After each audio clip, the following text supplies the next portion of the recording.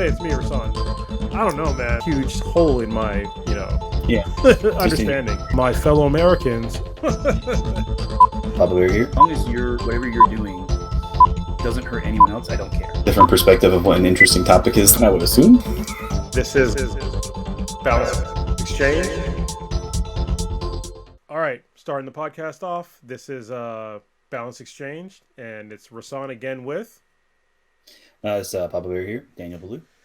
And yeah, we're going to do a discussion about universal basic income, which is a very interesting topic that I thought was nonsense when I first heard about it because when I first heard about it, I thought it was just giving free money to people, to Americans, and it sounded like nonsense, and I didn't get it.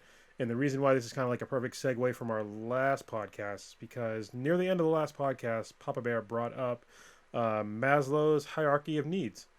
And which is funny because this is actually in the discussion for UBI. So I have to say, I think maybe you and I might have a different perspective of what an interesting topic is than a lot of people. Well, you say it's a really interesting topic. I was like, I don't know. Maybe me and you think so, and hopefully a lot of other people do too. But I know that when I think about these topics, sometimes I'm like, God, no one else cares, because it's like people should be talking about these things, but it's not the hot social topic that people want to like have big deep conversations about. Yeah, well, I mean, it comes back around to like having informed like voters and just informed people in general.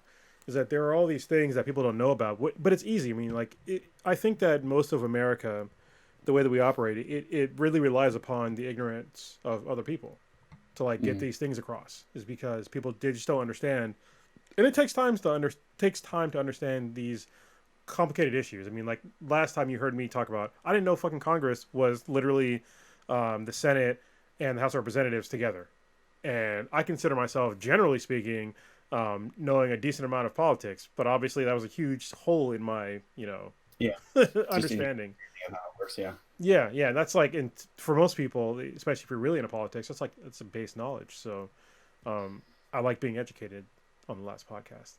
And that's what I think the goal of this is, right? We're trying to pick topics that the idea is one of us feels like they have a good solid grasp of, and the other is maybe like interested in but wants to learn more about. And that's why I felt like we picked these two for that same reason, where you mentioned it. I was like, I don't know a lot about it, and I've been trying to avoid anything about it since we started talking last time. I did end up having one conversation with someone, and I'm sure I'll have a chance to ask that question in regards to something they brought up. I was like, I don't know if that's the same thing, but it'd be interesting to see. Yeah, definitely bring it up. Yeah. So two things. One, I am drinking something for you this time. So I showed it to you already, but here we so go. This is that Elton Beaver peanut butter milk stout. Nice. So when I went shopping and I was thinking about it, I was like, man, I haven't had a good stout in a while, and I know that you generally are drinking a lot, like the stouts more than anything. So I picked this up. Stouts and IPAs. It was like out there other than Guinness, which I was like, I know Guinness. I want to try something else. Yeah, no, I mean it's good. I mean, once you go down the rabbit hole of beer, it's terrible for your body, but makes you feel fantastic. So. Right now, I'm drinking Pliny the Elder. So, if y'all are IPA people, you'll know this is a very iconic beer. People say now that it's like, oh, it's just a normal IPA. But listen, fucking years ago, this was basically angel piss. So, yeah. You had that last night too, right? That's what you were drinking on the podcast last night? I did, yeah, because I bought a case of it. It had it delivered to me. So, and then I'm getting another 51 beers from Tavor tomorrow, and I think I showed you the bill for that, and it was a lot of money. But I was a little sticker shocked. I was like, oh my god. I was ashamed when I read how much money I spent. I'm not going to tell my girlfriend how much money I'm not going to spend on Christmas because of that one beer order. Anyway, is that her Christmas present to you? Yeah. I'll be happier hopefully on Christmas. Anyway. So then, second thing for me is, again, this is, even though I'm an active duty Marine, this is my personal positions. Anything I say has nothing to do with the Marine Corps. I am not an advocate or like a spokesperson for the Marine Corps. So anything I say is my personal opinion and not the opinion of the United States Marine Corps. I'm not a public affairs officer or anything like that. So I can't speak on their behalf. And honestly, like on several of these topics, I talked about it with my commanding officer today, actually, which was kind of funny, that, most of the topics we're going to cover, I'm pretty sure the Marine Corps doesn't even have an opinion on or a position on or whatever. But like, just want to make sure to frame that me saying this in no way means that this is what the Marine Corps thinks about this topic. I feel like if we do enough of these, you should record that statement, and we're just getting a button, and you're just gonna press the button, and there we go. Compare about what goes. Yeah, yeah. So it's interesting, like how different it is, like you still being in and like me being out. Obviously, I know the whole Marine Corps thing, but I forget. Obviously, I've been out of the Marine Corps for a long time now. So I got out in 2003. So yeah. I forget about most of that shit. So I'm glad you're going to do it every single time. But yeah, you should do the button. It'd be funny. I have to, unfortunately, yeah. Yeah. All right. Just to make sure we're safe and that I don't get in trouble. Yeah, I definitely don't want you to get in trouble. It's one of the reasons why I don't say my full name usually on the podcast is because I work for a very large corporation that also, you know, there's a lot of things I say on my main podcast that they definitely would not agree with. So I try to separate the two. And what's funny is that like I get into things like at work where I avoid situations where they get into like this like quote unquote like locker room talk because I don't like hearing it at work. But then I do a whole podcast. Like my whole podcast is basically like a locker room talk. But I don't want to hear about it at work. I don't want to hear about it from like quote unquote professionals. You know? Yeah. We do still sometimes stop and like have some Star Wars conversations or some other, you know, like because they are your colleagues and your friends and kind of one-on-one, so those kinds of things go. I think maybe there's a line between the locker room talk and the water cooler talk. We still have the water cooler talks, but the locker room talk we try to avoid as much as possible. Yeah, well, I think in the Marine Corps it's more acceptable, right? But when it comes to like, well, to me, there's like been a couple of times of like bullying that I've listened to on certain conference calls where I'm just like, I really want to say something, but at the same time, it's like, do I really need to? Yeah, I don't want to be that fucking guy. But if I keep hearing it, I'm gonna have to be that guy because I'm a team lead on. But then I also have to come up against the other people that are also team leads.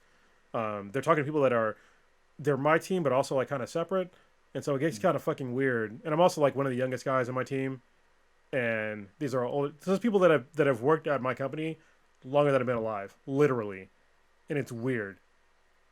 It'd be interesting to think about though, and maybe for a different topic, because generally in the you know, I'll generalize in the like the IT community because I don't want to say specifically in, you know, storage or in anything else, but like in the IT community, generally the much older people wouldn't be involved in the newest technology type things, and so it's interesting if you have enough that's a concern that they're even involved, like that they're a part of these projects and doing that stuff. Yeah, it's actually where I'm at. Like, the cutting edge thing. There's people, like I said, I'm one of the youngest people. I think I'm not the youngest by maybe months, but I'm definitely like, if you look at me and another guy and maybe one other person, everybody else is at least 5 or 10 years older than me, like easily, if not 20, 30 years. You know, and it's very strange. They're all like really competent people because, you know, you have to be at this point. So, yeah. Yeah, I'm getting on the other end of that with our group, right? With Marines, like I'm. Well, you're old as fuck. Yeah, it's a Marines. You're old as fuck. So like, it was real close. There was only me and then the Marine who was the oldest Marine at this last birthday celebration we did. I was like, oh shit. That is so weird. Old. And you're not even 40 yet. Yeah. Yeah. Anyway, let's wrap this back around. All right. So the last podcast we talked about Maslow's hierarchy of needs, and this is why I started to bring up UBI. For y'all who didn't know, Maslow's hierarchy of needs, I'll break it down for people that have no idea what the fuck this is. It's a pyramid, like the food pyramid, but not. It's for your needs as a human being.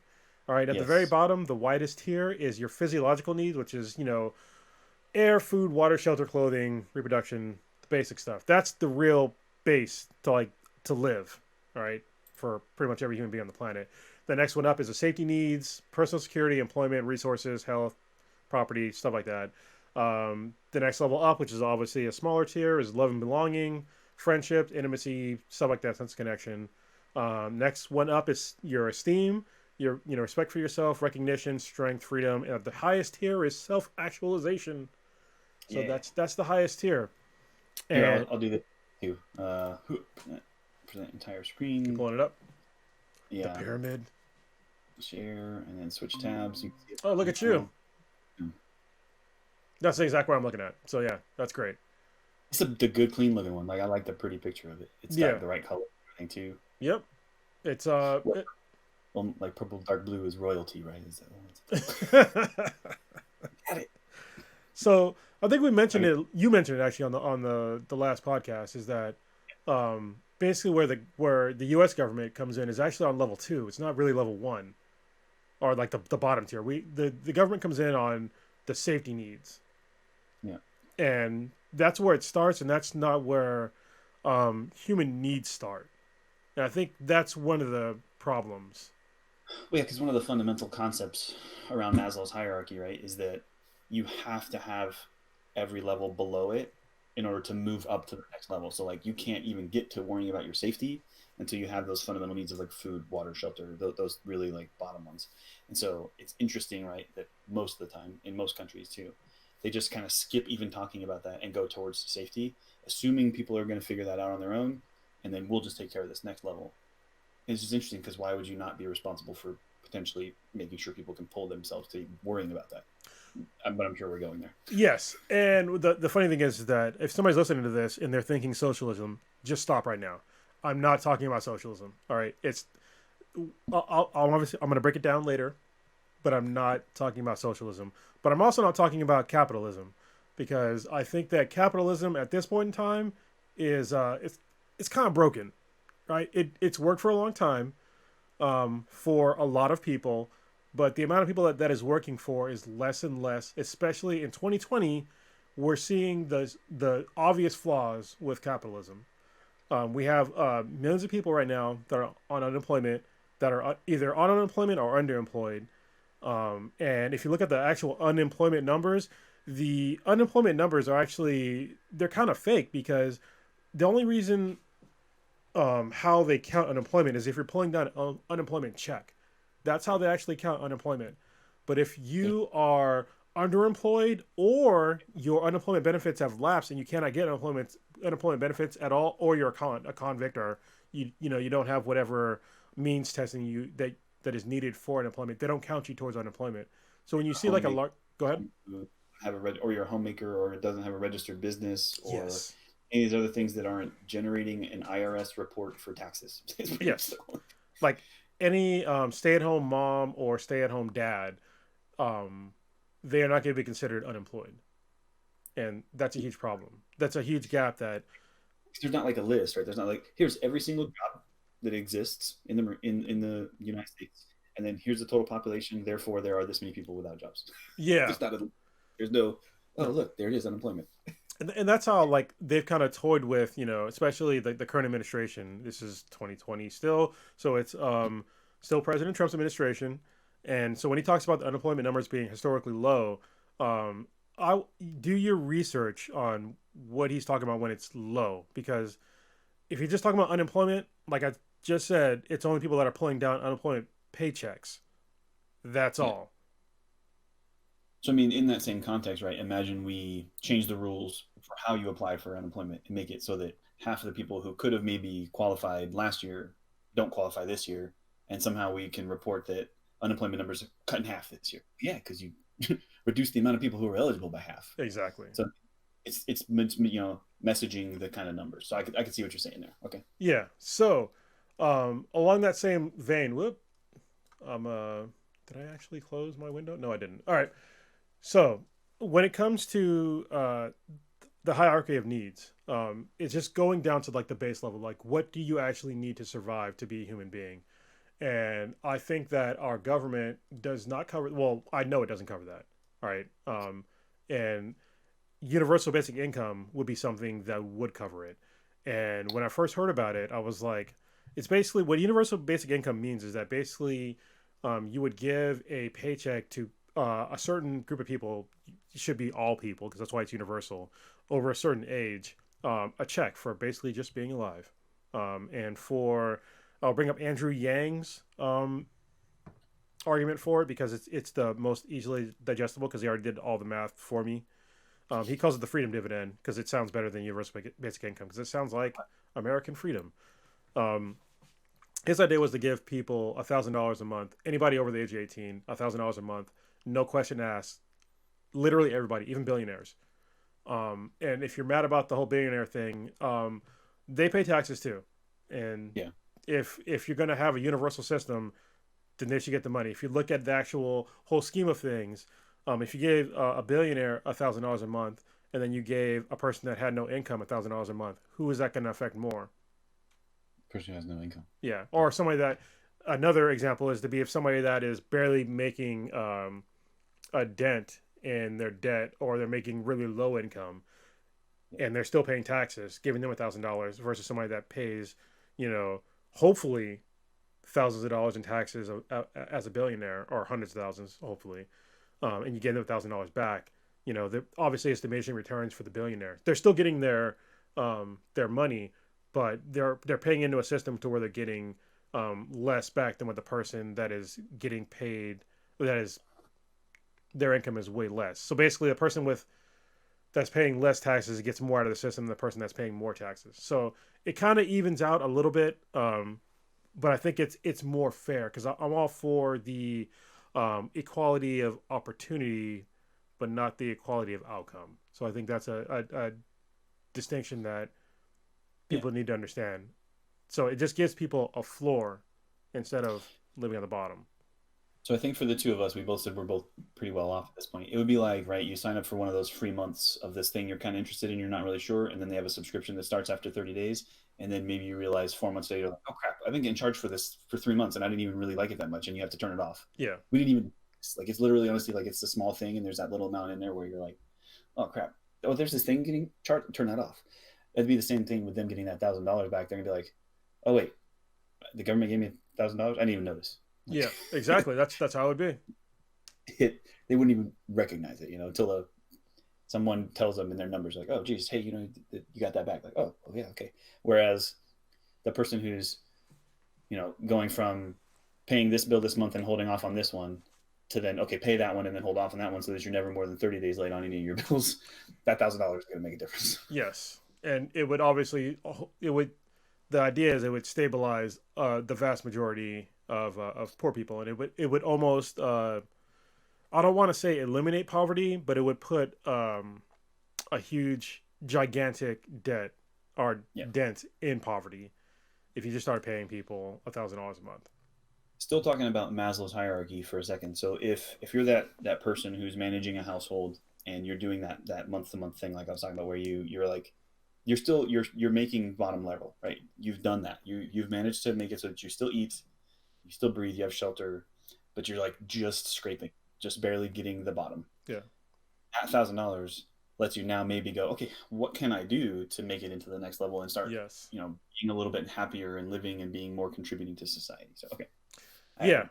And it also gives, like we were mentioning before, if you're a stay-at-home mom or stay-at-home dad, because people talk about GDP all the time. And GDP is kind of a ridiculous measurement to measure society's happiness. It's not even really happiness. Nothing to do with happiness. Nothing to do with like how you're doing day to day. But GDP doesn't account for somebody that raises their kids at all. It has no income, and there's nothing currently now to help them out to raise their children. And I think this is an easy way to really raise up the people that are doing jobs. Right, they're technically jobs they're just not getting paid to do, but they're very important. This is one of the reasons why I thought that it was really important to talk about, UBI, and it also would. Most crimes here in America are basically crimes based upon poverty. Like if you look at most of the crimes when it comes to like theft, murder, assaults, it's all because of almost every single one of those people. It's probably like the high 90 percentile, if not like 99%, is that they're all living in a scarcity mindset. Almost none of them have an abundance of fucking anything except for like, shit that you don't want, like fear and, like shit like that, like stuff you don't want. So, and honestly, if you want to talk about, UBI as well, this maybe be a conversation for another day, but if you're going to have a system like UBI, you would almost have to like wrap in universal healthcare. In that's another thing that I was like, but universal healthcare I'm kind of more iffy about, only because when you start talking about universal healthcare, I'm worried about the actual level of care. And I think I touched upon it the last podcast. Like, am I getting Kaiser or am I getting Stanford? Or are you getting the VA? Yeah, exactly. So, but I think it still goes hand in hand because it will have benefits that wrap back around. There's been multiple people that have been for UBI that people don't talk about, like Thomas Paine, who was one of the founding fathers. He was for UBI for people over 21. Martin Luther King Jr. was for it. Nixon was for it, which is kind of weird. And there's a bunch of other people that were for it. And I think that Americans have been kind of tricked into thinking that what are people going to do if they get, universal basic income? Like, are you going to get rid of jobs? And that's the main problem that I think most people think is that people are just going to stop working. First of all, can you really live on $1,000 a month? I mean, most people can't.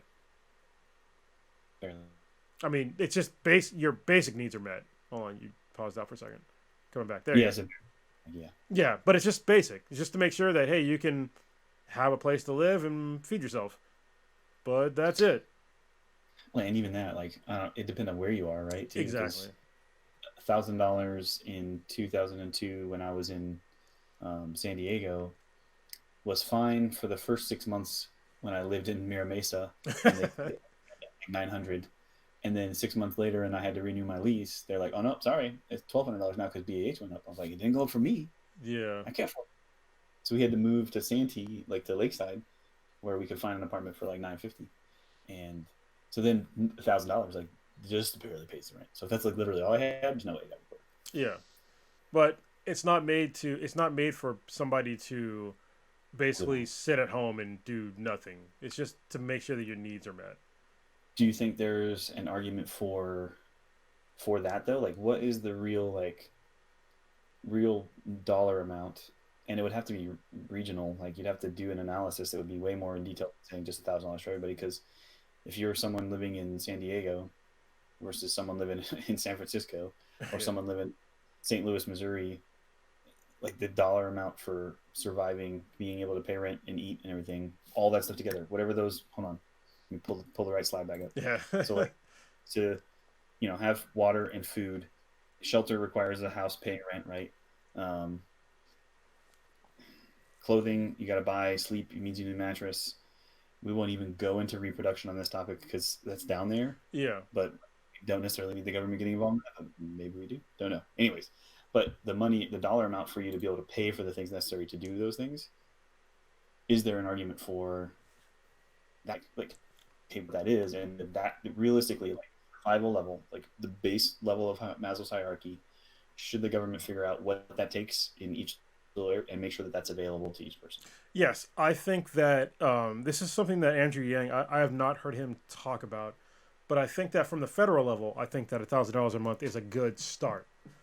But I also think that if you go down to the regional level, that a lot of these dollar amounts, like obviously in San Francisco, because I'll use San Francisco because I'm from this area. That's where I'm at right now. I'm in Hayward, which is not far from San Fran, but I live, in a high income place that also pulls down a shitload of tax dollars.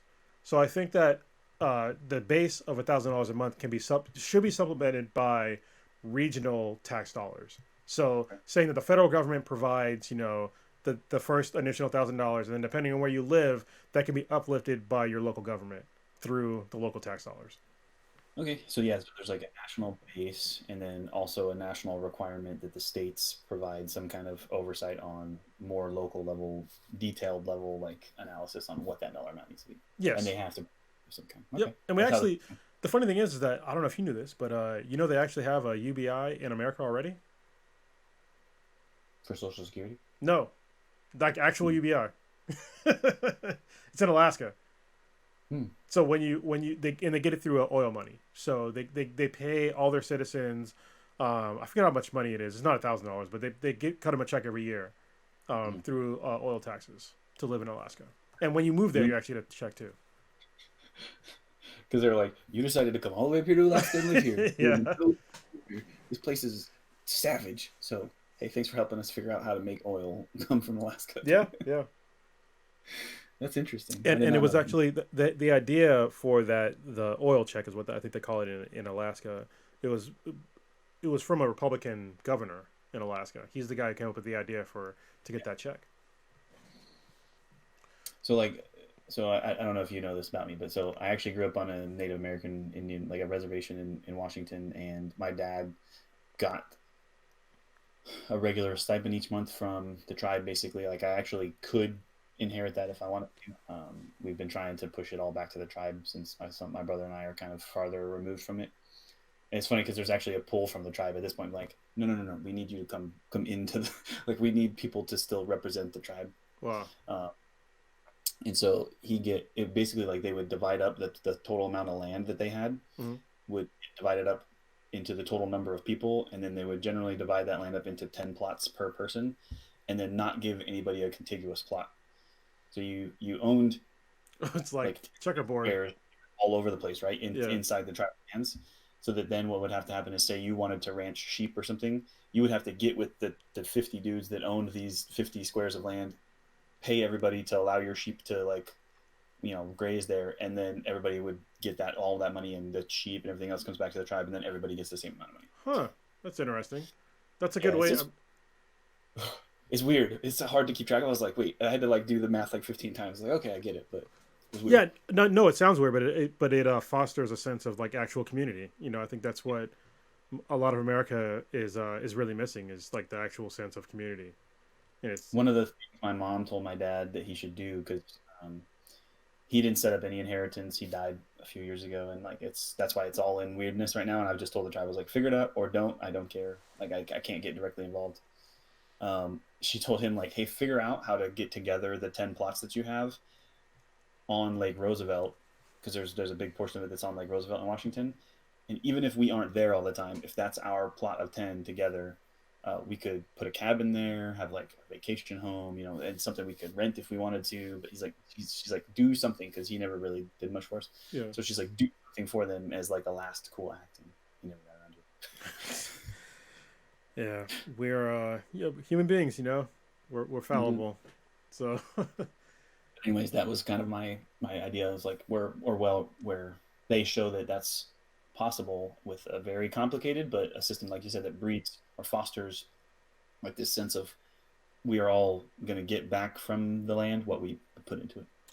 Yeah. I mean, that's honestly, what is it? I forget the term of it, but it's like you can't track more than, like, 120 something people, like, in your social circle. 250. 250 is the number. Yeah, it's like we'll well be. I mean, everybody's Facebook page is beyond that. You know what I mean? Yeah. So that study came from Dupont. Maybe if we want to go down this rabbit hole, but well, no, there was one that came from religion. Do you remember that one? It was hold on, it was like the shit. I'll talk for this for a second while you look that up. So the Dupont study came because the guy opened up his first Dupont manufacturing plant in his basement, right, and then grew to a warehouse. So he started manufacturing Dupont, basically like Tupperware type stuff with Dupont, all this plastics. Mm-hmm. And it got to the point where he didn't know everybody. Like, he walked down the hall one day and was like, I don't know who this person is. And that was just when they got past 250. So he's like, we're going to open up a new plant because I want to make sure that we all know everybody we work with. So we opened up another plant, started hiring people, build that one out, support the requirement for their business, whatever. And as soon as any of his plants got to 250, he would open up a new plant, even if it was right across the street. It didn't matter. It needed to be a separate place with different management and different owner or different workers. And so what was funny is then he commissioned a study, while at the same time he had kind of passed on his own. He commissioned a study to say, hey, tell me what the exact number is. And they went out across the country and ran these research in a whole bunch of different places and came to the number of about 250. And he's like, that's exactly what I figured out too, just pretty much intuitively. So yeah, it's pretty interesting. Well, I think that's for like a normal society, right? Not just friends. It's just like how many people you can track just vaguely. Yeah, I think that's the correct number. But goddamn, I can't remember it says list of schisms in Christianity, and that's not what I'm talking about. There was a religion to where literally, if you got over like a certain number, I think it was like about 150, where they would literally split and like, hey, all right, we over 150, go move somewhere else, and so they would have to move and then come up with another 150 and then split. But I forget the actual name of the religion. I can't look it up fast enough. I wish I had a Jamie Vernon like Joe Rogan does, because it'd be way easier to do. But Joe Rogan does. What's up? You said Joe Rogan does what? He has a guy named Jamie Vernon who is like his engineer, and he'll look up stuff like as he's talking. and it makes it way easier. So yeah, that person. So I was gonna say, does that mean that now that we're making friends with each other, there has to be someone that we drop off our list of 150? Oh, there already is. I mean, someone got dropped away. Okay, so you got more to cover on it, or do you want me to ask my question? I do, but ask your question because I think it might be what I'm going to talk about anyway. So go ahead, ask your question that your friend asked you, or your Marine asked you. I'm just going to take letters then, and then maybe we get to AI. AI, yes, that is one of the major reasons why UBI should be done, is because AI is going to replace a lot of jobs, AI and automation. So I'll give you the perfect example. When you hear statements from the U.S. government talking about how we're bringing jobs back to America, we're going to bring back auto jobs or manufacturing jobs. We're going to bring them back to America. Okay, yeah, you're going to bring them back, but they're not going to be human beings doing it. You know, when those jobs left America, they went to like China or, you know, Taiwan or whatever, or wherever for cheap labor. But guess what? We have cheap labor now here in America, and it's through automation and AI. And this is like the major push that Andrew Yang was talking about for UBI. The major one for me now, because I was like, I see AI coming and I see automation coming. It's here now already. Like I already saw the push for it. There's AI is trying to replace my job right now. It's not there yet. It'll get there in a couple of years, but it's coming. Like I see it coming. If you have a repetitive job, like it's AI can replace you. Automation can replace you right now. If you're doing the same thing over and over again, that's repetitive, it can replace you. If you have a non-repetitive job like I do that takes some problem solving, it'll take longer, but it's going to get there. And I think there's a major pushback for human beings to be like, hey, I just want to work. You know, I don't want I want to have my job, but these are jobs that human beings should no longer do. Like honestly, we shouldn't be flipping burgers anymore. We should be doing things that are more meaningful to society, or you need to find a better thing to do with your time. And I think that's where UBI kind of fills a hole. But that was the major thing for Andrew Yang. But what we're seeing today is that with COVID-19, it wasn't even AI that fucked us up. It was a single virus has put millions of Americans out of work and businesses that have to shut down. Just one virus. All right. And then what do you think is going to happen after COVID's done? If you're looking at restaurants, the restaurants. Sorry, go ahead. No, you're good.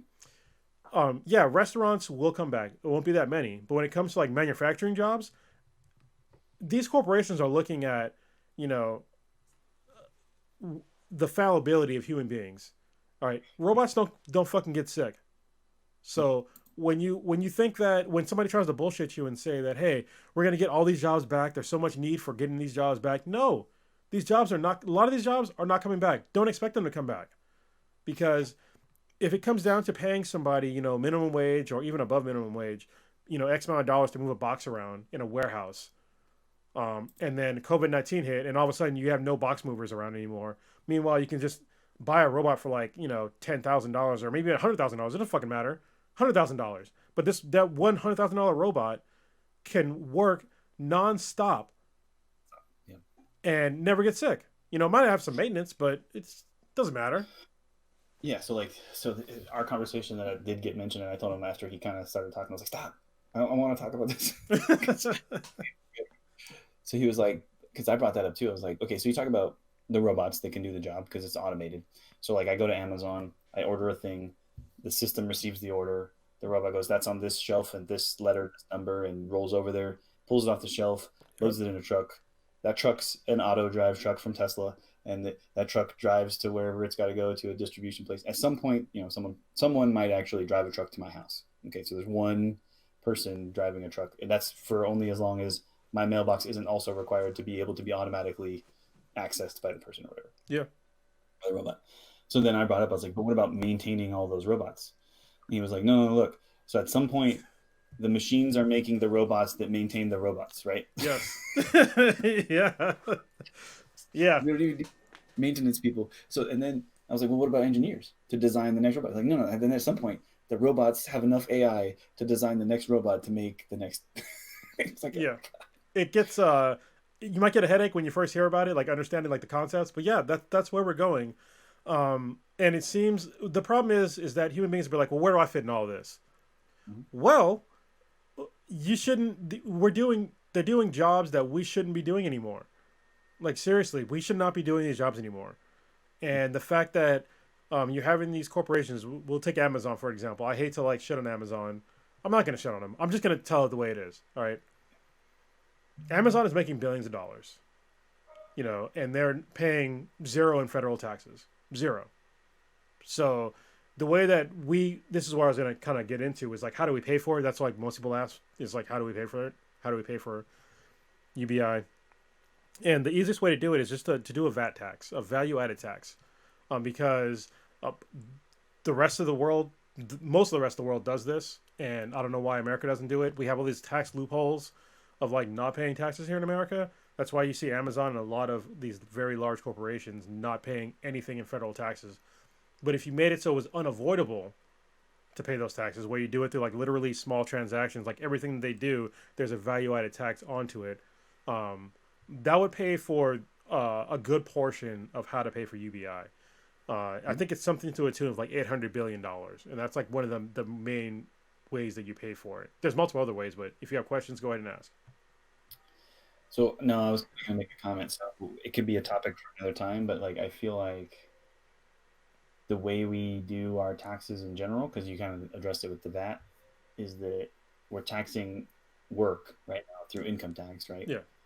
Instead of taxing consumption like you would with the VAT tax. Yes. So you only have a few ways as like a government or an organization or as a society to incentivize or punish people, right? And what you tax them for, what you say is the thing we're going to take money from you for in order to pay for these services for other people, sends a message, right? So if you do fines and you do these other things, which is another topic, you tell people through the taking of their money that this is a thing that, you know, I don't necessarily want you doing. And so in order to help pay for the things we want to help provide for everybody, we're going to take some of your money whenever you do that thing. Taxes on buying cigarettes or buying alcohol. We're like, we don't necessarily think that that's a good thing. So we're going to go ahead and say, hey, when you're going to pay an 8% tax whenever you buy that, if you really want to, you're welcome to, but you're going to at least help other people when you do that. So by saying, oh, whenever you work an hour, I'm going to take a little bit of that away from you. You're like, wait, I'm not supposed to work? That's the mind, like that's a thing that happens, sort of. You know, it's real subconscious, and that could be a whole topic. But I feel like since you brought it up, that I would want that on everything, right? Just go full in on that, and just let the rest of it go. Yeah, I mean, obviously, this is probably going to be. I think I see where the path you're going down, but yeah, this probably have to be a whole different conversation. But I don't think that we should have like the normal federal income tax. I don't think we should have state taxes. I think it should all just be consumption taxes, and that's it. Like I don't know why, because it's the way that we're doing right now. It invites corruption through like not paying taxes and all these loopholes, because you can like if you're poor, there's like very little avenues that you have to like get out of paying taxes, like to avoid them. You know what I mean? But once you acquire things like a house or there's other various things that you can get as well, or you can hide your money through stock markets or whatever the fuck you want to put it. You have so many more avenues to like escape taxes than a poor person does, and I think that it's wrong. Like we should all be paying the same basic rate of taxes. I think it should all be through consumption, because right now there is literally no incentive for anybody to save money. Like none. And also saving money is if you're putting your money in a savings account, that's also probably another conversation. We're going to go the same fucking rabbit hole. But yeah, saving money is dumb in America, especially with like the historically low interest rates. Yeah. Yeah, because people don't understand that when you lower the interest rates, it also lowers the interest rates for a savings account. And they're already talking about what President Trump was. Thank goodness he got fucking voted out.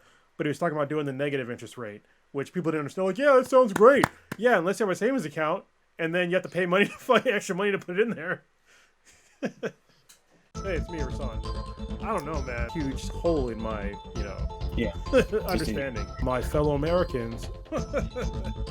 Probably here. As long as whatever you're doing doesn't hurt anyone else, I don't care. Different perspective of what an interesting topic is than I would assume. This is Balanced Exchange. Okay, so quick break for all of you. Yeah. We'll go back to how to pay for UBI, because I just talked about the VAT tax. Obviously, when you talk about UBI, most people, if they look it up, like how much it'll cost for giving $1,000 a month to every single American over the age of 18, it'll probably come around to about $2.2 trillion. So like, oh, that's a very large amount of money, which I mean it is. So the first part would be the largest chunk would be through the VAT tax, through actually really taxing these large corporations. The other part would be through actually getting rid of government organizations that would become redundant because of UBI. What I mean by that is food stamps, disabilities, stuff like that. We're already paying people these sorts of money, but they're all means tested things. And what I mean by means testing, it means that you have to prove that you have these certain things. This is why things like food stamps and welfare, they're so fraught with corruption and fraud, is because there's means testing. And so if you just get rid of that shit, it would save us a whole bunch of money. Because so if you're going to get welfare, you have to make a minimum amount of income, all right, or no income. And so what a lot of people do is that they know how much income they have to not make to be on that. And so they'll be there at that, just the minimum amount. But if you just free them up to like, hey, I'm just going to give you this money to do whatever, then it's no longer a stigma, because if everybody's getting it, it's no longer a stigma. And it also makes it so, I already said the not stigma thing, because being socially acceptable is a good deal, and just having the freedom to do what the fuck you want. Because I think that most people that are on welfare, they feel like it doesn't make you feel good being on welfare. You know what I mean? But in this, if it's just like society is actually helping you to live, and if you want to, this gives you the freedom to do what the fuck you want to do. And it also gives the freedom for people that we talked about before, like people that were traditionally not getting paid for anything, like people that are raising their kids to actually get paid money. So I'll stop it there. I'll go to the next one in a minute. So what are your thoughts on that? Like actually getting rid of some of these other redundant programs? Yeah, sorry, I muted for a second because the dog was barking, and I be quiet. I assumed all you heard was dog barking. No, it's fine. It's fine. Talking, you won't hear the dog. But so I know that me growing up, we did the food bank type of stuff a lot of times too, where you could go and get like the government cheese, which was basically Velveeta type cheese. Yep. I know that. Yeah. And honestly, even as like a Lance Corporal in San Diego, with the cost as high as it was with a child and getting WIC, right? Yeah. Cost high versus my income, we qualified for like everything. We were on WIC. We were able to go get stuff at Food Locker and all these other things, which I really doubt, if you think about the benefits we got, it's like some cheese, some formula, some bread, some vegetables, some things, like it's probably not $1,000 worth of stuff. No. So you wouldn't even need those food service programs potentially. And then my mind went to like, you could even maybe not need these like soup kitchens, right, for homeless people. Yeah. Then I went, wait a minute, how are the homeless people going to get their $1,000 check? Yeah, so that's one thing that we will have to be like some research on, is like how to get, you have to do like a outreach program to like actually link them up with. So obviously that will create another way smaller organization to outreach to these homeless people, to show them that they have actual benefits. But I mean, those are already there, right? So if the soup kitchens just become the check pickup place, boom, hey, homeless people come through, like, here's your check. Easy solution. And this is also when somebody cynical is probably going to say, well, homeless people are homeless people. They don't want to do anything. You froze. Am I still freezing? Holy shit. I am still frozen. Can you hear me? Oh, what happened here? There we go. Yep. You hear me now? Okay. I saw me freeze when you said you froze, which is weird. Yep. Anyway, there are going to be cynical people that are going to hear my statement and be like, well, people that are homeless, they don't want to do anything. Some of them, maybe they want to be homeless. Maybe that's their decision. I totally get that. But there's a lot of folks that don't want to be homeless. And I think that this is a way out. And it's a more eloquent way out. It's an easier way out than trying to go through all these fucking crazy programs and try to navigate all this bullshit, rather than just, hey, here, I'm going to give you money and do whatever you want. People are going to be like, oh, what if they just do drugs? I don't give a fuck. I really don't. If they want to do drugs, whatever. I mean, is it stopping them now? No.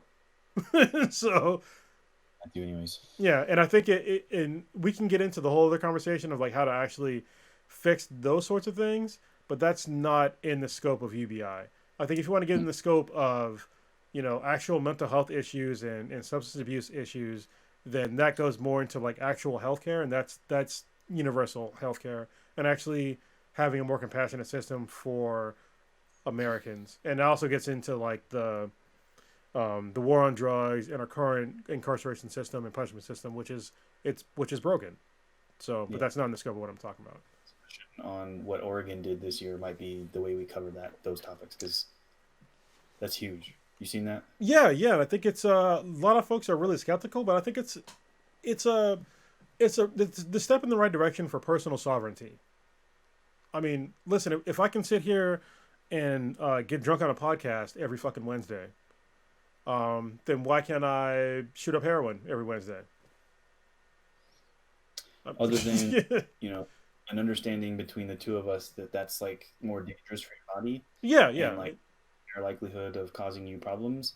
And so that if we did identify someone who needs it, we probably would all agree like you probably need to better understand what you're doing and the risks you're taking, and that you may have a problem that we need to address, right? Like yes, that's the way I looked at it and the way I read it, and I wanted to read up more on it before we talked about it. But my thought is that that's what Oregon's doing. Is it's no longer criminal, but we're not just going to like not pay attention to it and look the other way. yeah, If I pulled you over, or if I, came to your home for another reason and identified that you had just a personal use amount of heroin on you, you would still go into a system, right? A system that says, hey, we need to get you counseling, we need to get you assistance for your addiction, or for education on the drug that you're choosing to use, because it's a really harsh one.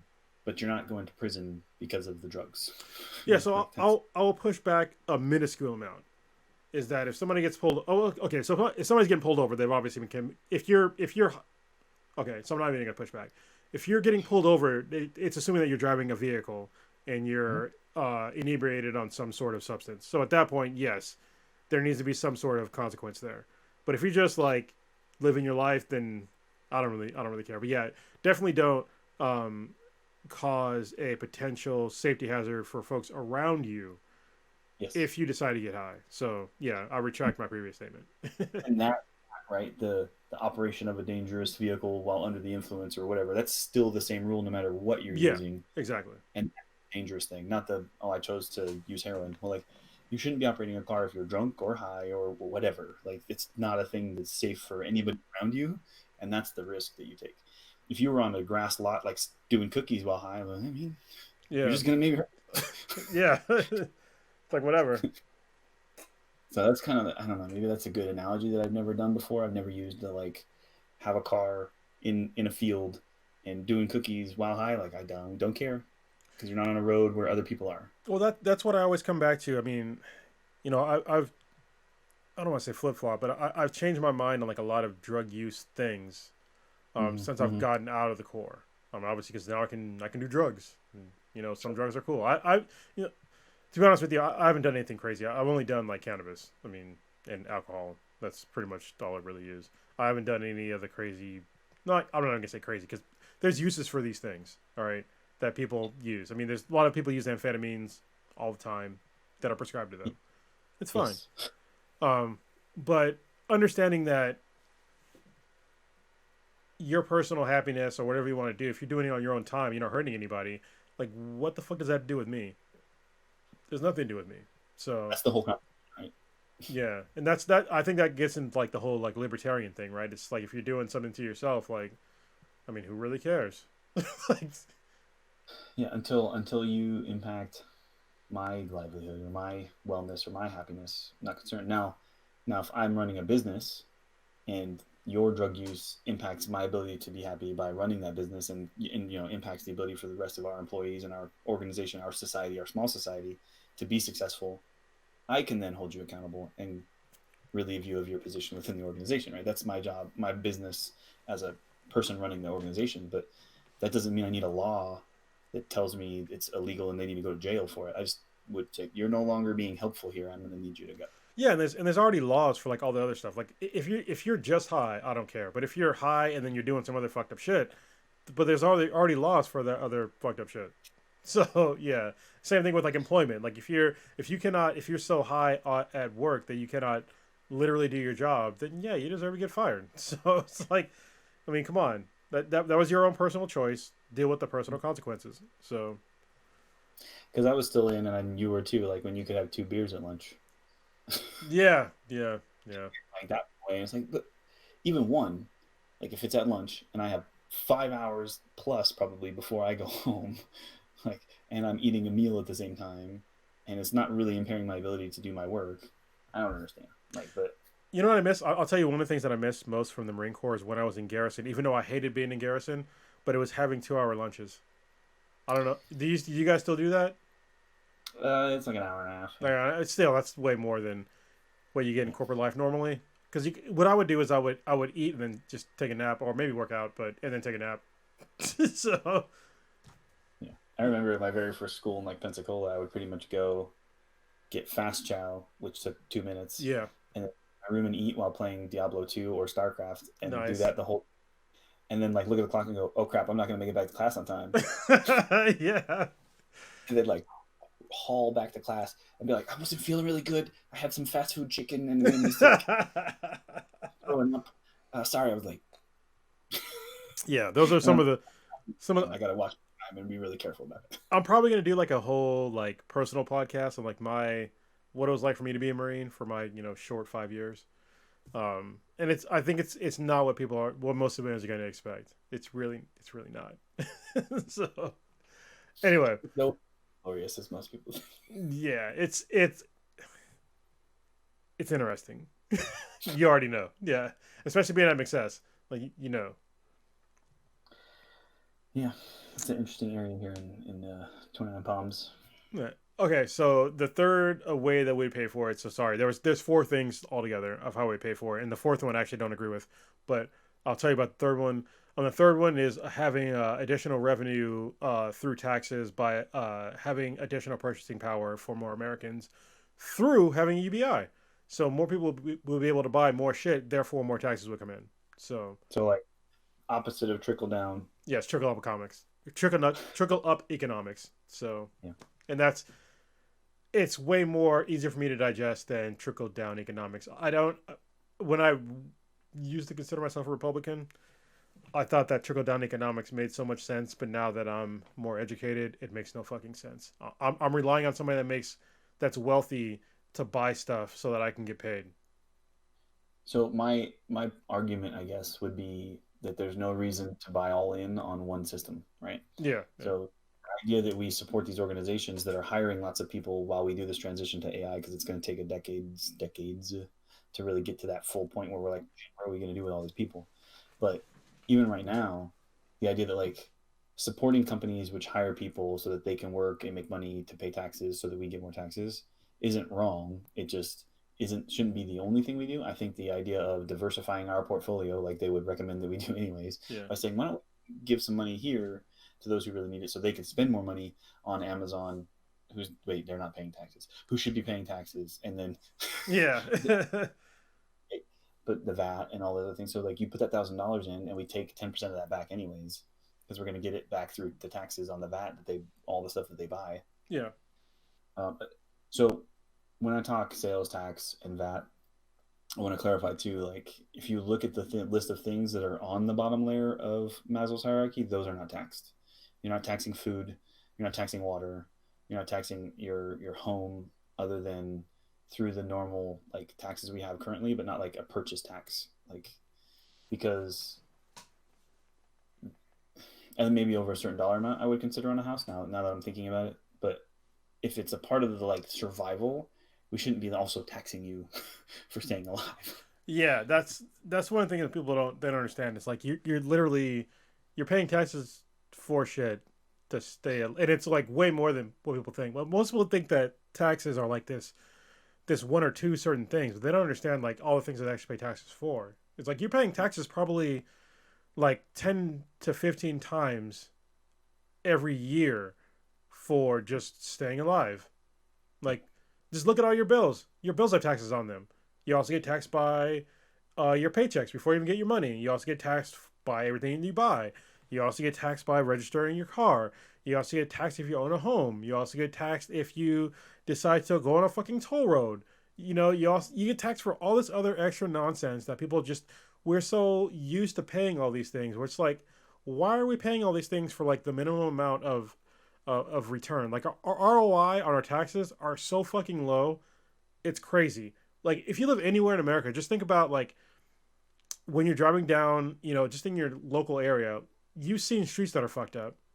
You've seen people that are homeless, like more than likely. There's like places where you don't want to drive. Why is it like that? Think about how much you pay in taxes, and then think about how much you're not getting back for paying your taxes. You know, there should be a better way. There's got to be, and again, I think that the right solution isn't a solution, right? It's many little changes, adjustments, and trying new things, seeing how it works, and accepting that we need to validate those results, like do testing and check, say that works, and then accept that as a new system to add, or remove it and try something else. But that's not how it works now. Yeah, Social Security and income tax since 1937 or whatever, and haven't changed any of those systems. Yeah, despite the fact that we can look at them and know that they're broken and not working. It's ridiculous. Yeah, it really is. I mean, America has done like this, probably a record of the momentum of ideas. You know what I mean? Like we've ran on the same momentum since the 1700s, and pretty close. Yeah, and we just keep rolling on it. It's just like, oh yeah, it's the way it's always been. It's like, but we all know it's not working for everybody. We all know it. It's not working for everybody. And don't get me wrong, it'll never work for everybody, more than likely. But we can definitely up the percentage easily. But as long as you're not the person in the bottom, you don't give a fuck. Yeah. And I think that's a problem with, most conversations and stuff it's not possible. It's not possible to get around or overcome, right? That you're going to have some personal bias at how you look at those systems. And like, we're looking at these concepts and these conversations from our positions right now where we both are comfortable. Like we're not struggling. So it's easy to have these dialogues and say, this is what I think, might help these people that aren't where we are. And maybe, I don't know, maybe we can talk some other time about your story on it, but like aren't where I am now, but I know where I was once upon a time, and I know how I got here. And I think ways to get more people here. I do think a lot of it needs to come from work, like in wanting to get there, which not everybody does want. But I think that there's some inherent requirement for all of us to like give a shit a little bit, to make sure that everybody's just doesn't even have the chance, right? If you don't even have the chance to work towards those things because you're not even worrying about anything other than really where am I going to eat next, and you've given up the chances you maybe had to reach for a couple of those opportunities, and now there's no more opportunities. Yeah, we need to keep giving people these opportunities because I'm an internal optimist, I guess. And like, I think that as long as you keep giving people chances, they'll eventually together and try. That's kind of the way I look at it. So I see the benefits in this kind of a concept where it keeps that opportunity there. But I'm also concerned with the, $15 an hour McDonald's cashier, which should probably just be a automated machine where I push the buttons and the thing gets made in the back. Because does a person need paid $15 an hour to have a conversation with me to push buttons on a screen? Probably not. Yeah. So there's value in the work that you do, but I also think that there's value in you as a human being, and we need to find the balance between those two. And it's hard. Yeah. It pushes more into like a human centered economy, like where it's like you as a human has value rather than, the work that we think that people need to do has value, because there's things that are out there. Like perfect example is what you just said. The whole minimum wage thing. I don't think there should even be a fucking minimum wage. I don't. Honestly, I think when I first started working when I was 13 years old, I worked at a record store for like $3 an hour. It's way under minimum wage. I didn't give a fuck. I just want to know how to work. I want to know how to how stuff got done. And I was happy to get that $3 an hour. And don't get me wrong, I don't think that everybody should get paid $3 an hour. I totally understand that people would want a minimum wage, but it's like if you're working at minimum wage, you should not be there for any length of period of time. You shouldn't be. And I understand that right now there's a scarcity of work, and that's where the problem comes in. That folks don't really seem to understand is that there's a scarcity of work right now, and it's going to keep getting worse. It's going to, it's not going to get. There's no way that it's going to get better. So don't expect for these minimum wage jobs to become more abundant, because look what happened when automation first started like really rearing its head. We started seeing more and more of these minimum wage jobs going towards older people because they had experience, and they're fucking over the younger generation. So just like these millennials and the whatever the new generation is going to be called, they're just getting fucked by the last generation. What were you going to say? You didn't come through. Figured out what we're calling the next generation yet, because I think I'm the oldest millennial, like year. Yeah. No, I'm a Gen Xer. Still. Up until 1980 is X, right? Yeah, I was born in 79. That's the cutoff. The 80 is when millennials start. Yeah. I was born. I'm like, I am not a freaking millennial, but technically, I'm a millennial. Yeah, I don't get. Listen, to me, I don't consider you a millennial if you can remember a time before the internet. Yeah. So I don't consider you a millennial. Yeah. It's just you were 8 years old. Yeah. I remember when I remember when TVs were still fucking black and white because we were poor. You know what I mean? And then getting color TV, and then, yeah. I think we had our first NES was on one of those cabinet TVs too. Yeah. It was like the full system was all in one, and the NES sat on top of it with the bunny ears behind it. That, like, if you can remember that. Yeah. You had to go to channel 3. Let me tell you a fucked up story. It's about video games too. So this is when the N64 first came out. This is how fucked up my parents were. Is that I was asking for an N64 for Christmas when it first came out. My parents got it for me for Christmas. All right. So I was like, all right, I get a fucking N64. It's awesome. I got it in the box. And then I went to go plug in the TV. In the back, it was the old fucking coax cable thing. It didn't come with coax. It was RCA cables. And I was like, fuck. I was like, all right. So I'm calling up my local video game store. I'm like, all right, so how much does it cost for this like converter cable? He told me the cost. I was like, all right. So I'm like literally naming off games that I will sell to them to get like this converter cable. And then my mom heard me having this conversation. She hung up the phone. She's like, we don't have what we need. And she fucking returned it. Bruh, she returned it. I was like, oh my God. Games. Yeah. Yeah, that's rough. Because I think I didn't get an N64 until way after they were out. And we'd had a TV that matched it by then. Yeah, I never got one, obviously. So, yeah. It got used. That's how long it was. Like, I managed to find one someone else was selling. I think I got it with my paper route. So after I got my first computer. Nice. My first I purchased at 12 years old with a paper route money. Nice. Well, I had a PC. At the time I was really a PC gamer, but I still played consoles. But I was mostly a PC gamer, so it was okay. But yeah. Anyway, the fourth thing, how to pay for it, which I don't believe in, is the carbon tax. So I'm not selling the carbon tax.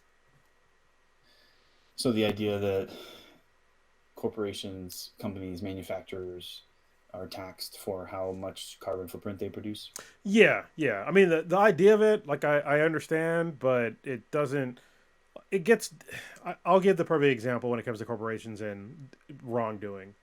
When it comes to, not Pfizer, what was the fucking company that made Purdue Pharma? And it comes to Oxycontin. Oxycontin has killed probably hundreds of thousands of people through Oxycontin alone. All right. Yeah. That's being generous. And they find them,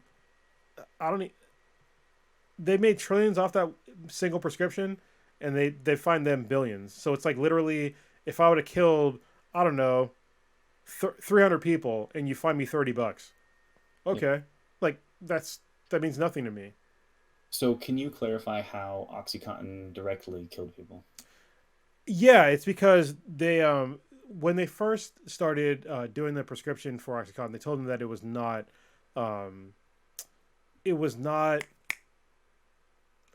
You wouldn't get addicted. It was a non-addictive substance, and so all these doctors, yeah, they just kept prescribing OxyContin to all these people. And they told them that it was not addictive, and so people would take it, and they would die from taking too much of it. Or what would happen is that they would take a bunch of it, and they would get addicted to it, and then they would get out the prescription, and they have to go to heroin. So and that's how it would directly cause death. Yeah, because I was tracking the opioid addiction due to a prescription leading to heroin, and to me that's an indirect, right? Like we could potentially solve that if at the end of your prescription we provide you with the support necessary to break the addiction to it. But like if it's overdosing while taking it, yeah, that's a direct issue. Yeah. Have you ever taken OxyContin before? No, I had morphine, so So I've been prescribed morphine. I've had pretty serious. I have a biliary dyskinesia, which is like a fucking really weird disease. But I didn't get prescribed morphine for a while, and I will tell you, at least for me personally, OxyContin when I took it was like way more of a erasive experience than morphine was. So when I was in Iraq, when I was a contractor, I was going to do a workout at the gym, and I stepped out onto like a piece of plastic, and I rolled my ankle, and I heard it snap, and it ended up being a broken ankle. And I didn't know because I went to the doc, and it was like, oh no, I don't think it's broken. And I was like, dude, I can't walk. Like I'm in fucking shock as I'm talking to you. And you're like, socks. no, what's up? I change your socks, drink water, ibuprofen, stretch, you're good. Yeah. But I was just like, my shit's fucked. Like, I'm pretty sure it's fucked. And he's like, no, no, no, you're good. I'm like, okay, fine, whatever. And then I had to convince him to give me crutches. And so because he told me that it wasn't broken, I think I waited like 3 days and I was back on the elliptical. Like, just fucking doing whatever. 6 months later, I went to a real doctor. And they were like, yeah, you broke your tibia off in your ankle. And it's still in there. Like, you probably should get surgery. I still haven't gotten surgery, but I probably should have gotten it. But a friend of mine who had back surgery before he came to Iraq, who's also a contractor, I was like, dude, I'm in a lot of pain. They didn't give me shit. It's like, I can give you this Oxycontin, man. Like, it'll take the pain away. I took one of these things, and it erased my entire fucking day. The next day, I could not read a fucking email. Literally could not read an email. I was like, what? That's crazy. Yeah, no, I never did. And the morphine was just once from surgery, and so it doesn't work the same when there's that high level of pain. Like the same as probably should have worked with Oxycontin, I would assume. And maybe that's, I don't know. Weird. Well, morphine I had morphine. Obviously, I had morphine through like surgeries, but I got prescribed it through like pills. And the pill form of morphine, I think, is probably different from like the injected sort, because when they injected me, yeah, I'd feel fucking much better. But taking it orally was different. Okay, yeah, because mine was definitely the injection, so that's probably the difference then. Yeah, the injection. Yeah, that shit definitely works. ease the pain. Yeah. So I'm gonna point out too, like it's a little bit of a different correlation between the two, rather than a direct representation of the same concept, where a fine and a tax aren't the same thing. No. They're wrongdoings, and then calculating exactly how much whatever, and then taxing based on that are two different things. But that doesn't mean that there's not also a way around whatever that calculation is that says this is your carbon footprint and you're gonna pay a tax based on that. Well, you just pay off whoever that moderator is, or whoever the person who observes your site is, to rate you lower, and you save $1 trillion. Yeah. I think that there should be better incentives towards actually. I mean, honestly, this is where the industry is going, and I don't understand why there's no more common sense things. It's like just look at like fucking Tesla, and don't get me wrong, like there's a whole argument to be made to like where are they getting the materials to make fucking batteries? Yeah, I get that, but batteries are also, if you have a gas tank, you have to refill that fucking gas tank. All right. When I refill a battery, where that energy is coming from is dependent on me. I mean, if I have a solar array on my fucking house, then it's coming from the goddamn sun. If it's coming from, some other means, that's where you're already getting electricity to your house anyway. So for me, it's kind of like a less of a moral issue, because you need to get electricity anyway. And the electricity that you're getting is probably not from for most people, probably not from a coal factory anymore. Oil? Not from oil? Probably usually? not a lot for. I would not say a lot for some people. It's probably not from oil or a coal factory. So because Yeah, if it's July in California at 6 p.m., it's probably from oil. really, So like it's this weird thing where surge times, California has two major oil based and natural gas based power plants that only operate when surge comes, which is oh, generally summertime in the I have heard evening. that. Yeah, Is there here? yeah. Well, I guess that's where um we could definitely use some sort of, I don't want to say regulations, but government means to give incentives towards going off of that model. Because I understand the reason why the model exists, because it's way easier to spin up a oil based or carbon based engine system to deal with the surge. But if we put in the same amount of time to actually store some of these more, I hate using the term green, but these green systems, which we don't have currently. So like we have so much wasted energy that goes through like solar and very inefficient, wind and various other means like hydropower or whatever. It's just wasted because we don't have enough actual storage for it. So I just got solar panels installed. That's why I like just did some research on some of these things because I watched some videos about why am I even doing this. Yeah. And Wait, hold on. So hold on, before you tell your story, did you do a battery backup? yep, All right, cool. So you did it the right way. All right, so go ahead.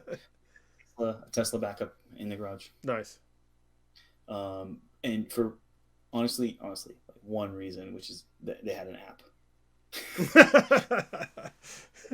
The LG option that Sunrun gave me was just there as a like a power backup in case we lose power. But the Tesla one has an app that lets you like specify exactly how you want it to support your power system. Nice. So I was like, I want that. I want to be able to.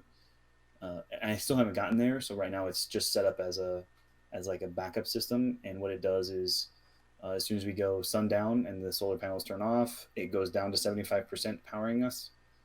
Because I feel like that's a probably safe place to start. So that the next day when the sun comes up, it charges itself up while also powering the house, and it doesn't seem to overrun us. But what I want to have happen is long term, it charges during highest cost or during lowest cost hours for us. Like when the solar panels are up, it stays charged, or just charges off hours when it's low cost amounts for us, and then supports us during the highest cost hours. So that way we're not pulling energy using the battery pack. Like basically save money more than anything else. So That's kind of explain for the listeners the reason why you would want to get a battery. I know, but the listeners probably don't know. Is why you would want to get a battery backup with your solar panels. two primary reasons that I can think of. One being that in the event of a power outage, and it's nighttime, so because even in a power outage, if it's solar, I still have power. I'm good. But if there's a power outage that goes through the night, my battery backup can still power my house for whatever I need. So I don't lose my charging capability. I don't lose my microwave. I don't lose whichever things I specifically put on circuit breakers because there's only 10 circuit breakers. So you have to choose 10 items in your house, basically, which is kind of a pain. But so like, you obviously go fridge, freezer where it's plugged in. So that way my food stays viable during any long power outages. So there's that, right? It functions as a pseudo generator, basically, already immediately in the grid, ready to go. Two is that during peak charge hours, like the most cost prohibitive time frames, you can actually have the battery backup if you don't have enough solar back you up rather than pulling from the grid, so that you don't get charged a large amount of money to run systems in your house that you might need to run rather than needing to pull power from the grid. So that's the way I look. Is there? You think of another reason? Well, do they do buybacks where you're at anymore? I know they've been rolling back. SCE is our power provider, and they do have a net metering process where you can, if you're providing power back to the power company, they will then give you credits basically. And if you right during the summer, I'm going to generate more energy, but I'm also going to be consuming more. But I think it is going to be more, so I'll actually produce more than I'm using, so that I'm going to be pushing energy out to the grid, allowing people around us to potentially be able to use that energy. So then they'll give us credits. So that right now, while the generation's low because the sun is so far south, that we're pulling a little more than we're producing, we really wouldn't cost us anything. So then all we're paying is like an annual fee for being hooked to the grid. Nice.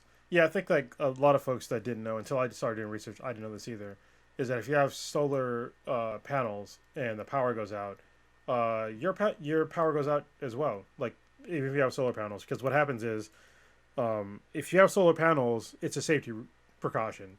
Because if you have solar panels and you're producing power and you're putting it back into the grid, they have to cut off your power. So it means cutting off all your power. So your house, if you have just solar panels with no battery backup, if the grid goes down, you still go down. But if you have a battery backup, you're still good to go. Yeah, because it's really the backup that's powering you, and the solar panels charging back.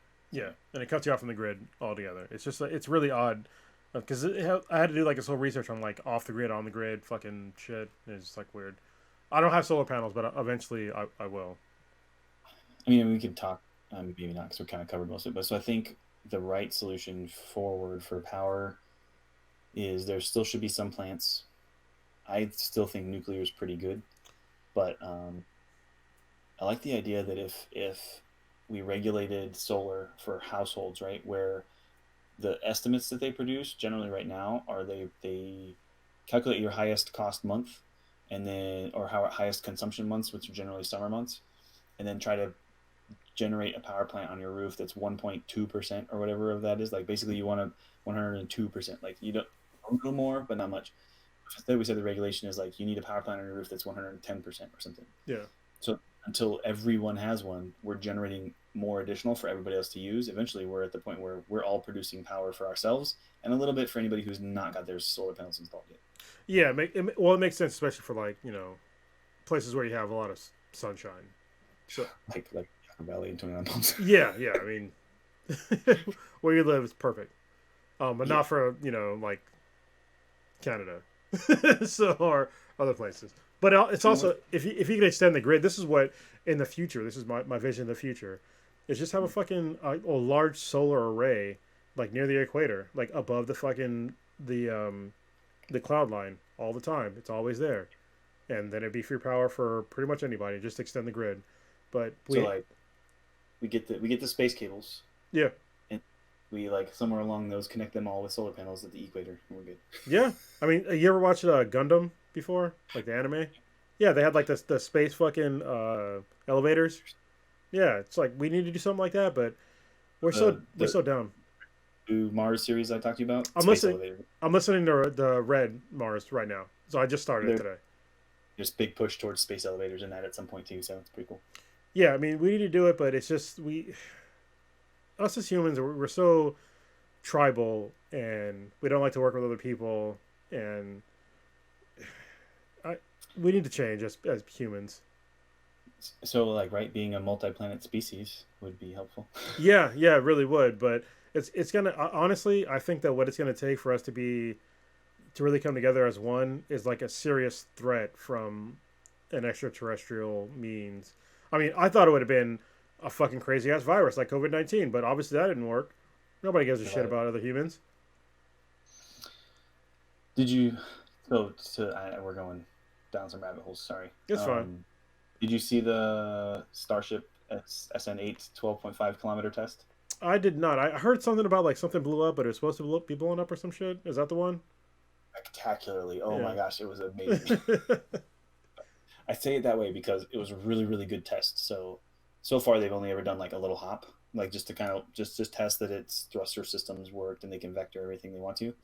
So this thing launched 12.5 kilometers up, like basically as far as while you're still in the atmosphere. From that point on, you start talking, you're in, like you want low atmosphere thrusters. You want to kind of change your actual engine profile. You want to change to a different nozzle. That's when they generally drop stage 1 and switch to a stage 2, which is more of an outer space thing. So they get to this altitude where they know they're going to do that, and they cut it all off. There was a whole bunch of stuff happening on the way there where they're like, I'm sure looking at it, I'm like, they're going to need to figure out why that happened, because there was a couple engines that like caught side sections on fire and some other stuff too. Like, whoa. It making me nervous, but it all kept working. And they cut engines, and then they like do this little like gas release vectoring of it to let it go belly flop, it's flowing down, and it just falls super slow. Wow. It's like got its out and it's like guiding itself down, and it guides itself right back towards the launch pad. So it flew 12.5 kilometers like a normal launch, sideways out way from the pad, and then brings itself back. And the guy I was watching, he said it's like a Buzz Lightyear moment. It's falling with style. It's not flying; it's falling with style. Yeah. And then just as it's about to land, it kicks the engines back on, thrusts itself back into like its vertical position, like the other rockets that SpaceX uses. Yeah. It's coming down, and it's like this far from the ground on the screen, and like one of the engines just dies, like just stopped working. Oh shit! So to hold it, and it's like hits real hard, and just everything explodes. Wow. So what's really good is all those other systems, all those like things they needed to test, all worked. The only thing was like just a little bit on the landing, and they could. Serial number 9 is like already ready to come out and start testing. So yeah, it's gonna be good. I mean, people were like, people that are not in science at all, they're just like, oh, look at it exploded, blah blah blah. Like they're fucking tests though. Like if you expect every test to pass, then you're an idiot. Like that's why you test. Yeah, if it had like landed perfectly too, I'm pretty sure several people at SpaceX would have like shit their pants, because there's no way that should have even done all of the stuff it did on the first test like that. Yeah, that was the first big launch test. Every other serial number has like blown up while trying to ignite or just doing little movements, just trying to get the engine balance right with that large of a ship, because that's the ship that's supposed to take us to Mars. Yeah, and I think, I don't know, we're living in a weird time where like people are like anti-intellectual and anti-science, so where they don't understand like getting to Mars is like a huge deal for just like humans in general. Like you already mentioned it earlier, it's like being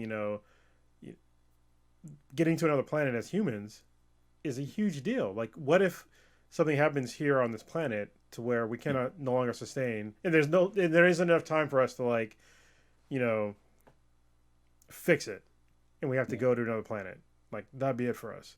And people just don't, because like the argument is, oh, well, if you can terraform Mars, then why don't you just terraform Earth and fix it? Well, what if there's something that happens here? Like I don't know, a bunch of asshole fucking countries decide to nuke each other. You don't have enough fucking time to fix it. Like you can't fix a nuclear winter, in a short amount of time frame. And so the argument starts getting a little easier to make clear when you say, look, the initial people who will be doing all this terraforming of Mars, you're talking about like 300 to maybe 2,000 people doing science work. Like people are there for a purpose with a goal, all working towards the same thing, which is not how we are here. Like there's no way we could agree on a solution to a problem if you're mentioning it as, hey, there's a problem with our global environment. We can't even agree that there's a problem. Yeah, especially right now. Yeah, we see it right now. And go, it's got a carbon dioxide atmosphere. It's really low. It's like 3% of our current atmosphere. Maybe we could fix that. Any scientist who goes there knows that that's their goal and objective, if that's what we decide on. Except for the ones who show up and just want Mars to stay the same, because you're going to read some more about that. No, I got some hints to it even in the first like couple hours of the book. It's just like, all right. Yeah. Crazy witch lady. But yeah. So like, but I think I made this comment and you're like, I really hope not, during our birthday celebration, but like there is a natural human inclination to need an us versus them mentality in order to get a group together. So by putting us on Mars, that's not us anymore. That's Mars. Yeah. And we are now Earth. And then suddenly Earth could maybe have some kind of a unification and agreement that this is some things we need to get done for ourselves, because look at those people on Mars. We might need to worry about them. And suddenly now we can maybe be a little more unified. It's one of the very few very pessimistic things that I think about and say. No, very, but on that particular topic, I just see it as a very fundamental human thing where a group of people, in order to agree, need something to agree against, not for. Yeah, I this is unfortunate. So yeah, when I made the comment, it's like it's me being sort of altruistic. I don't want it to happen, but at this point, human nature dictates that that's the way it's always going to be.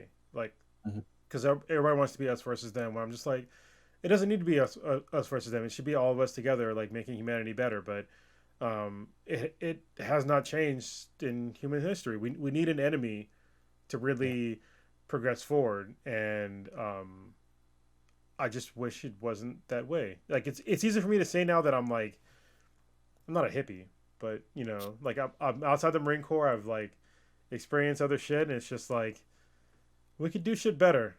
And I Yeah. think that having like the whole us versus them thing is it's flawed logic, but it does motivate most people. Yeah. So I can't argue that. Before I say the next thing, did we cover what you wanted to cover? Oh yeah. No. It was just I was talking about the carbon tax thing. We already went through how I wasn't totally sold on. So yeah, that was my basic thing You, for you carbon UBI. tax? Yeah, carbon tax. I'm not totally sold on. So Primarily it's discussed on a like corporate level, like manufacturing and production get taxed based on their carbon footprint. Should we tax individuals the same way? yeah, that goes down a rabbit hole. So yeah, Yeah. How do you calculate that? Like, yeah, that's why give I'm me not sold on give it. me like power bill each month and like how do we figure this out? I don't even know. Yeah, I think that the other three factors covered should cover the vast majority of how to pay for UBI, especially just the VAT tax and getting rid of all these other bullshit government entities should cover most of that. And I I think for go Go ahead. ahead.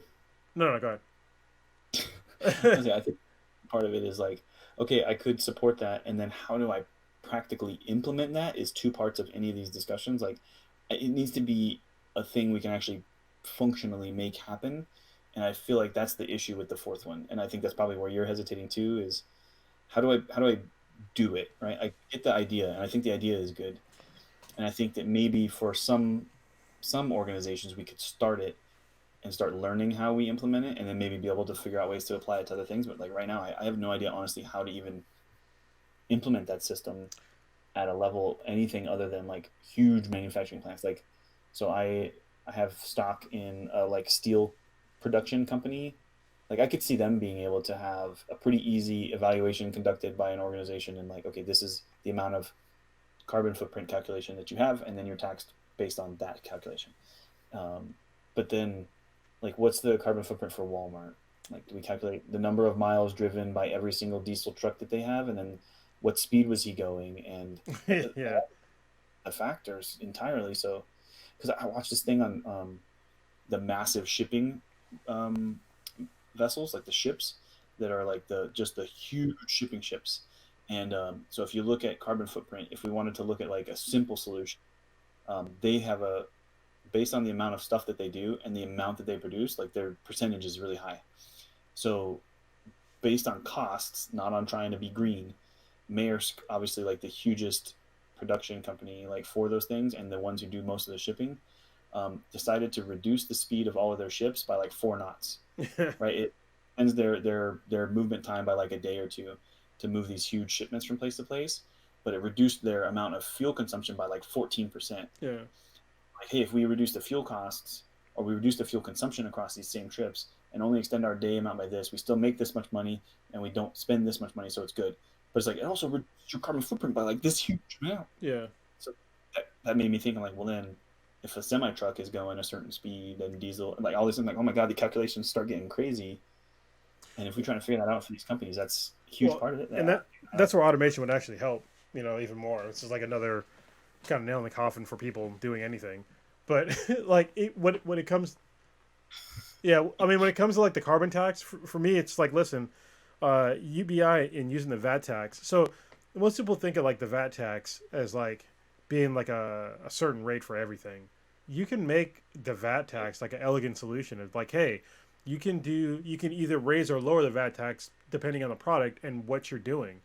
So if you want to have like, we'll say shipping like you just a good example, shipping things across certain distances through ships, you can either raise or lower the VAT tax depending upon, how much carbon they happen to be consuming or producing.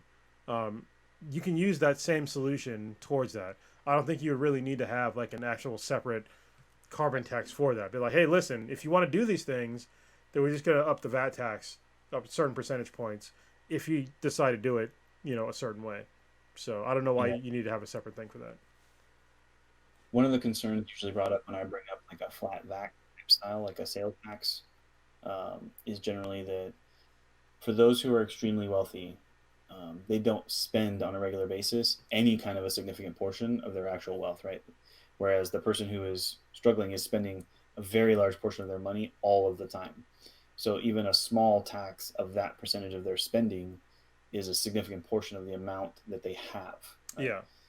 As for someone who has a whole lot, the amount that they spend is very little. So then taxing that little bit they spend does not tax all this wealth. So one of the things I thought of, and I don't know how viable, I haven't done all the math, was that the VAT should increase percentage rate based on dollar amount. So like if you're buying a $500,000 yacht, the percentage of tax on that $500,000 yacht is like 40% instead of the 8% you're paying down at the $200 right mark. And so then you just keep increasing that thing until you're up to like a $5 million house or whatever. Well, house may be a bad example because I say houses shouldn't get taxed that specifically because it's living, but maybe that's only up to a dollar amount, right? Like, or square footage, or I don't know. Find a way to say like this is no longer a house that you need to live in. Yeah. This is a mansion that you didn't need to spend that money on, and you suddenly are now in the taxing bracket, right? Like, well, yeah, that's what Yang talked about when he was talking about he would up the VAT tax on I hate saying VAT tax because it's value added tax. It's like saying a fucking ATM machine. Anyway, yes. When he's talking about VAT, I say VAT tax because most people aren't used to hearing the word VAT here in America, so I say VAT tax. Like your CAC. Yeah, cat card. Fucking hate hearing that shit. Anyway, is that for luxury items you would up the amount significantly because for the reasons why you just explained, because you can make it variable. So yeah, he actually even said the word yacht, talking about it. Like, hey, if you want to buy a yacht, you can do that, but we're gonna up the VAT for a yacht to like 40 or 50%, and that's just the way it's gonna be. So yeah, because me or you might go buy a fishing boat or like a small boat to go out, kayak. I want a yacht. I'm just saying. Like I don't see that ever happening. I would buy like a cheap houseboat, like a trailer on a pontoon. You know, it's funny. So one of the guys when we're on the Marine Corps birthday where we met, there's a guy in there. His name was Spiewak, which I didn't. He was one of my best friends in the Marine Corps, but I didn't recognize him because I didn't know he got out, because we used to both be 40-66s, and he hated the Marine Corps, and he got out, and then he came back as a grunt, and he loved it. I think he just retired. And so when I saw him on the chat, he had a beard, and I was like, who the fuck is that? He looks like my friend, but that's not that dude. Anyway, it was him, and his girlfriend his wife now that he married, he has a couple of kids with. Her parents were wealthy, and so they had a legit yacht, which I got to visit every now and again, which is weird in the Marine Corps, like actually seeing wealth. Yeah, it's usually someone else's. Yeah. Yeah. By I don't know if I should say this. So there's someone I know who talks about like a lot of the enlisted Marines and like even staff NCOs and below or whatever, and talks about them making peasant wages. I mean, yeah, it's not wrong. I mean, yeah, I didn't make a lot of money when I was in the Corps, but I was only a fucking corporal max when I was in. Yeah. I was a terminal lance until I extended. It only took 20 years, but I'm doing okay now.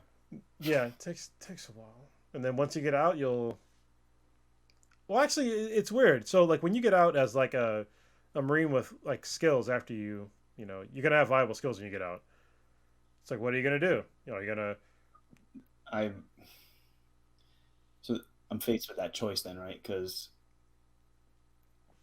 my Marine Corps training skills, so 20, I could say 20 years of experience in whatever, have zero to do with what I want to do, which is what I have my education in. And so I have a real hard decision at that point. And it's really a three-way decision. So it's like, do I stay in the technical field, stick to communication stuff, the stuff that I've spent a long time doing and keep doing the same thing? Do I go with the stuff I educated myself on, political science, social interaction, organization management? Or do I do more stuff like this and get more into production and things that I really enjoy? And so it's a tough, I got a few years, but we'll see. It doesn't mean I have to be exclusively one or the other, but I feel like I need to make one the primary thing that I'm doing, and then the other is the hobby. And I don't know which way that's gonna go. Well, I think you have a very unique freedom to do sort of whatever you want. I mean, because obviously you're gonna have at least a portion of your income covered for the rest of your life, and that's fucking awesome. Yeah, so like at this point, with 20 years as a chief warrant officer 4, which I can't keep that, I would have to have it would be as a 3 because it's top 3. So you have to spend 3 years in your top rank when you retire in order to get that pay 100%, like as 50%. Okay. That makes sense. The calculation as percentages gets really complicated. So if I wanted to have chief warrant officer 4 pay retirement, 50% of that, it would be at 23 years. That's when I then for sure lock in chief warrant officer 4. And then because it's 23 years, it would be like 54% or whatever weird stuff, because it calculates up to 75 at 30 years. So at 30 years, as a chief warrant officer 5, I would be getting 75% of a chief warrant officer 5 pay, which is pretty freaking good. Yeah. So for like doing nothing, literally like not working and just having my retirement, I think bank $5,500 a month. That's pretty good. To just do nothing. And like I said, then I have the freedom to until you see civilian pay and you're like, oh shit. But it's still it's guaranteed money though. That's the problem. Is that right. let me erase what I just said. It's guaranteed money that you've earned. You know what I mean? Mm-hmm. So, but once you see like, especially if you ever become a contractor. Oh, sorry. Go ahead. I want to clarify that. You're not wrong in your first statement. There is parts of the system where that guaranteed pay for the rest of your life is a problem, and that may need to be a topic for another time. Because I think you're right in saying that someone who spends 20 years working for the military deserves that. Someone who spends a certain amount of time working at the post office deserves that. Like they've done these jobs. It's a retirement, same as anywhere else. But to do one term in Congress might not necessarily rate the exact same thing. That may be a conversation for another time. No, I don't equate. So that wasn't what I meant. Sorry if that's the way you took it.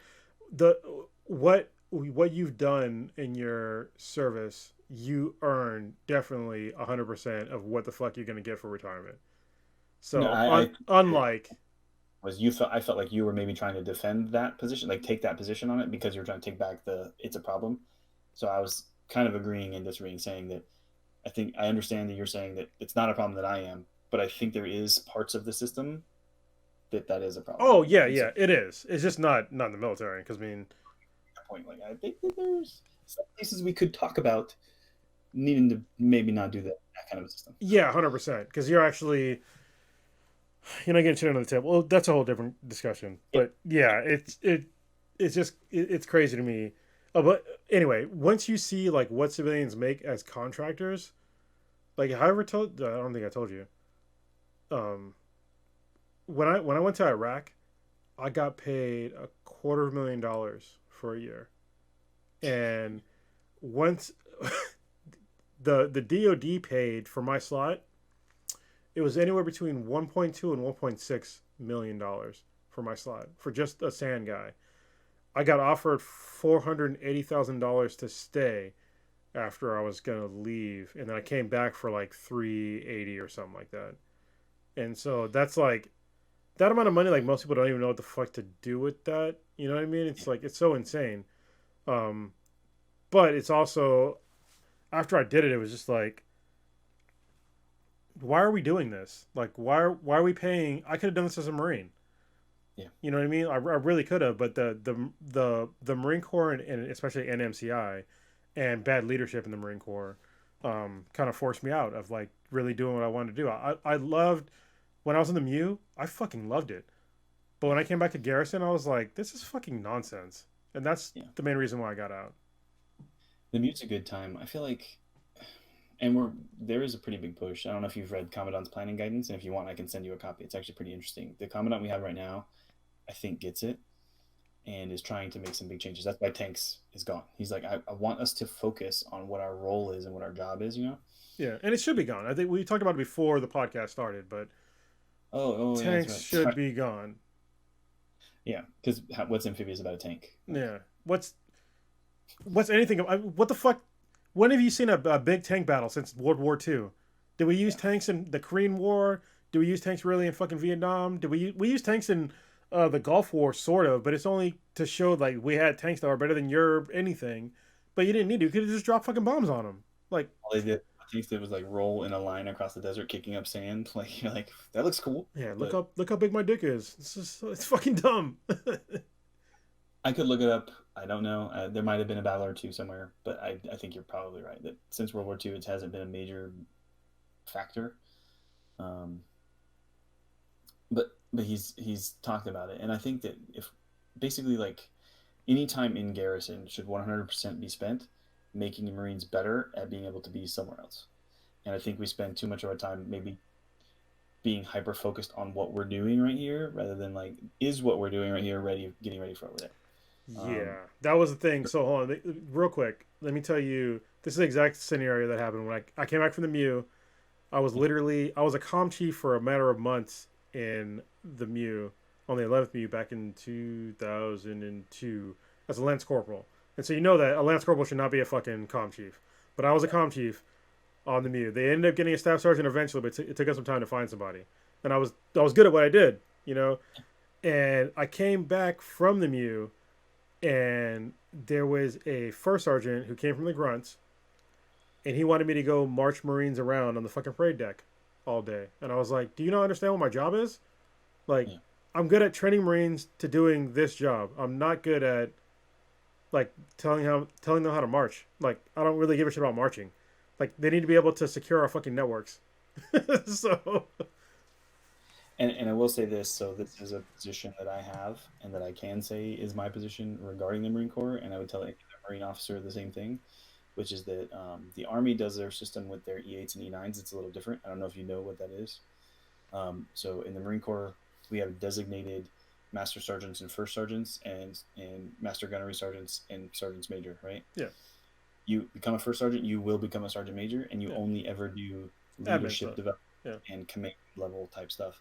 And then if you're a master sergeant, you will become a master gunnery sergeant, and you always only ever do whatever your job field is in your special in your job field. So the Army, you stay in your MOS, you are an E8, and you will be a master sergeant, and you will do your job, and you might get orders E8 as a command first sergeant, and you go to that job, you do the first sergeant job for 2-3 years, whatever it is, and you go back to your job.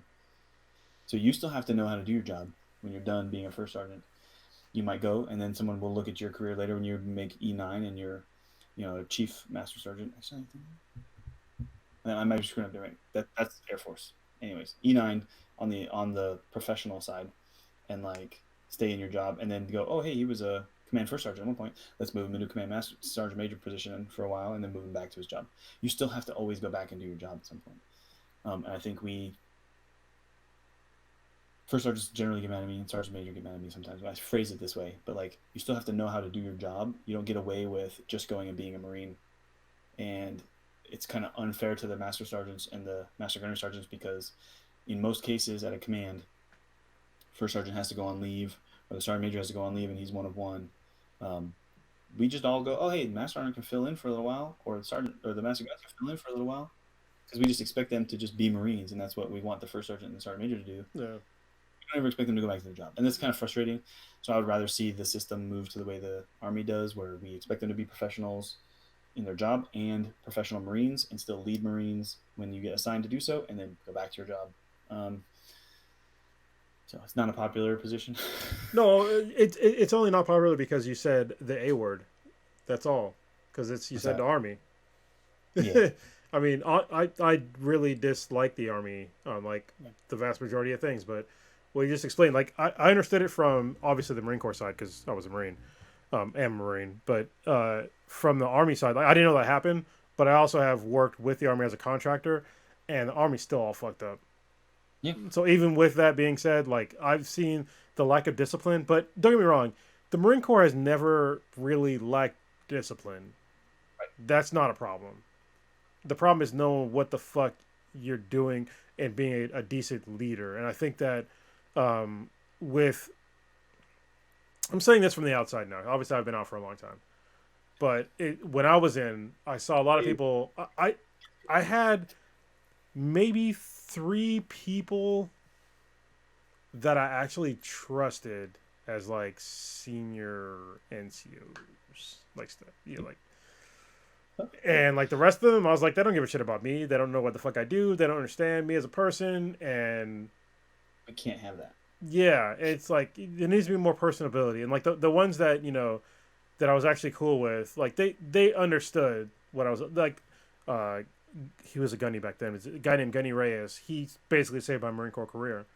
And he sent me on the MEU. That was the best thing that ever happened to me in my entire career. Because when I came to the Marine Corps, literally a week after maybe not a week, maybe like a month after I came to Ninth Com, we had this huge crackdown on drugs, and like all these people, including a fucking first sergeant, got thrown in the brig for drug use, and I was just like, "This is the Marine Corps? Like, what the fuck?"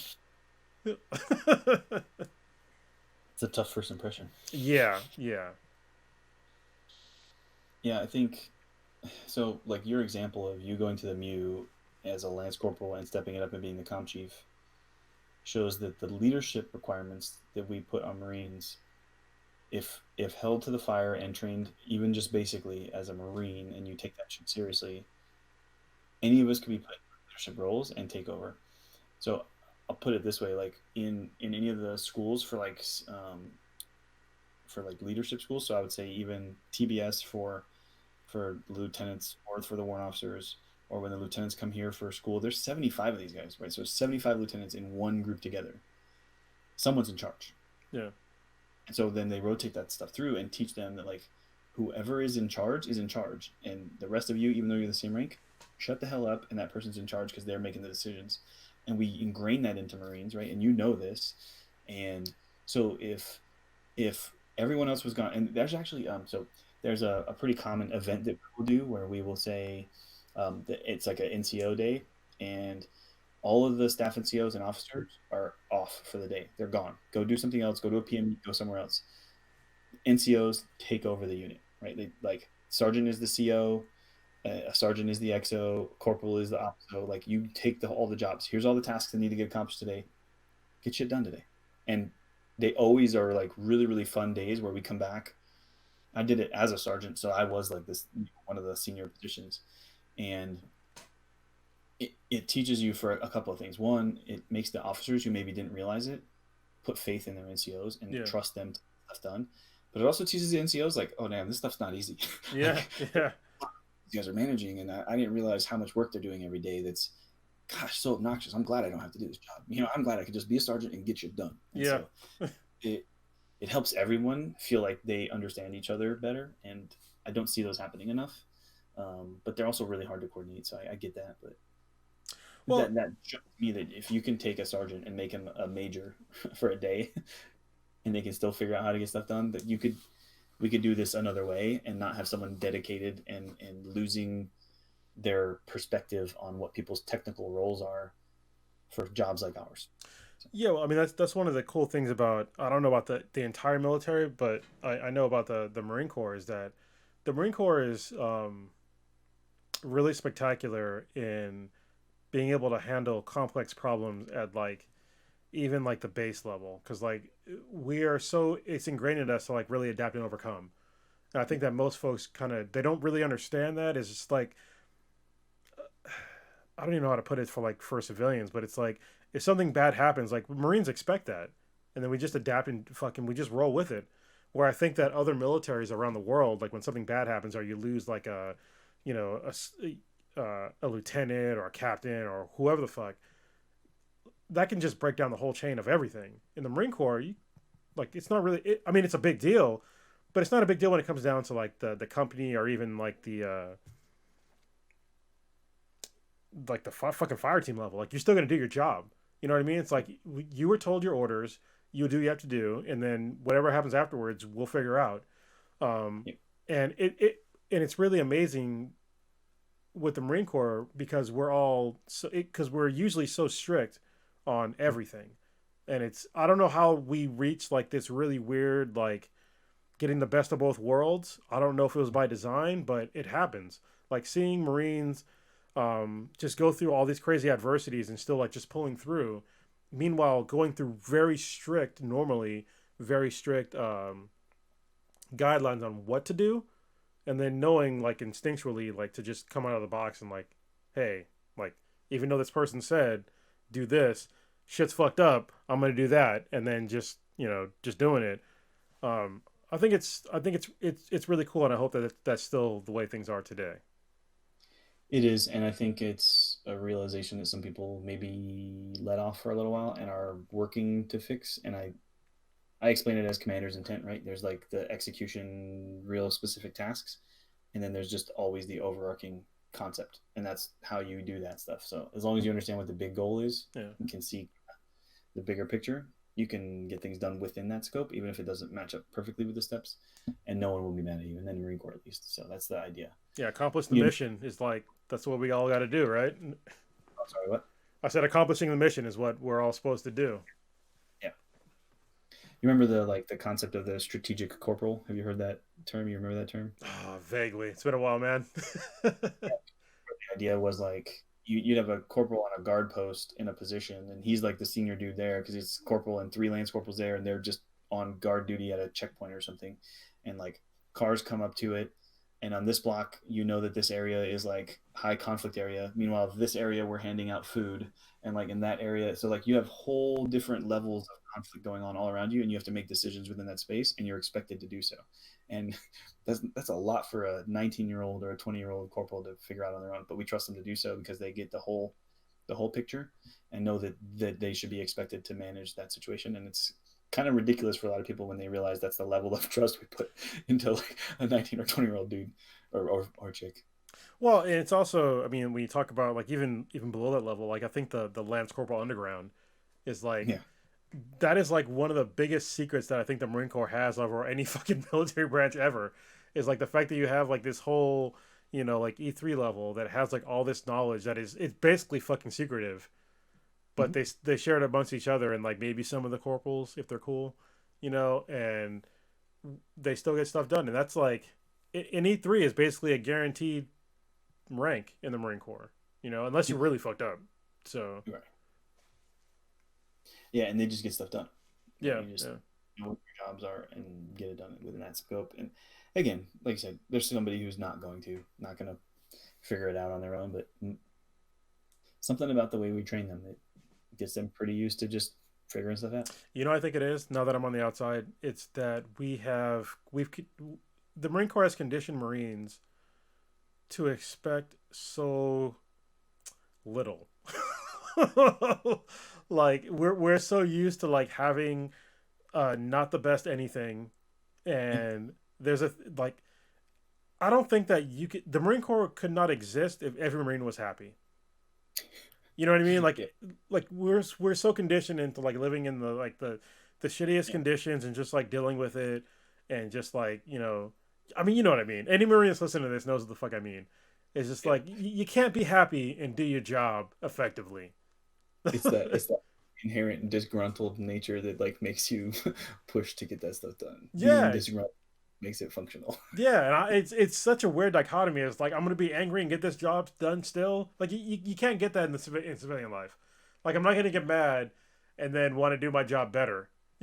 you know? It's interesting.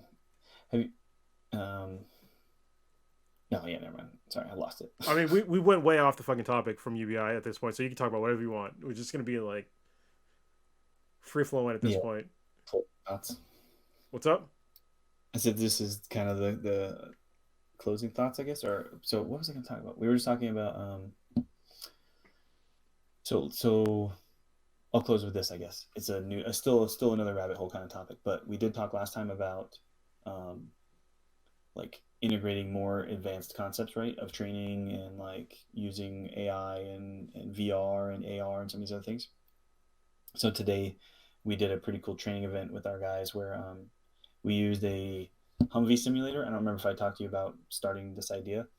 And so it's six of these like rooms with a real frame for a Humvee inside it with um, stuff hooked up inside and cameras and stuff. But then they're inside this perimeter room that has projectors pointed out at all of it, so they see themselves sitting in the truck in a real like world scenario. When they drive, the road moves past. And I mean, it's realistic enough that if you stand in there instead of being in the truck, like you get nauseous because it's moving and you're not in the truck feeling the rumble. So Oh you're standing, yeah. moving, it starts getting weird. So I had to get out of the room. But we ran these with the specific goal of like, look, you're going to be thrown some weird tactical situations that as brand new lance corporals in your entry level school, we know you PFCs mostly actually, we know you don't know how to handle. That's fine. That's not the goal. The goal isn't for you to tactically solve this problem properly. But once you're given what the proper response is, which we tried to coach them to that point, we're evaluating you on your radio etiquette. Like when you get on the radio and one of your trucks just got blown up, and you can keep yourself under control and talk intelligently on the radio and manage your team and report the information so that someone else can help you. That's the goal. Because sometimes the fight's going to happen. Everyone's heart rate is up. Everyone is taking action, and you're the radio operator. Your job is to convey information to other people, and you have to be calm enough to talk on the radio. And we want to you guys through some of these scenarios, and it was really good. Like, nice. I think the Marines saw their huge benefit. I saw in just 2 runs like a big increase in their proficiency and their ability to feel comfortable on the radio. And I'm going to do a debrief with the staff sergeant who's their chief instructor tomorrow. Like, we're going to talk through it. And he was excited. He was like, this worked out really well. It was our first run, so I know that there were still a lot of kinks we need to work out, especially in like pre-instruction, like prepping them to be ready for it, which we did some, but we didn't really necessarily know what to expect. So now we can get them more prepared. But it was a good thing for us doing what we talked about, which is like trying to make training more advanced, more realistic, more integrating new technologies. Even though honestly these trainers are really old, but we're using them in new ways, which I guess is kind of the cool thing. Yeah, I mean that's what Marines do. You know, we do more with less. So,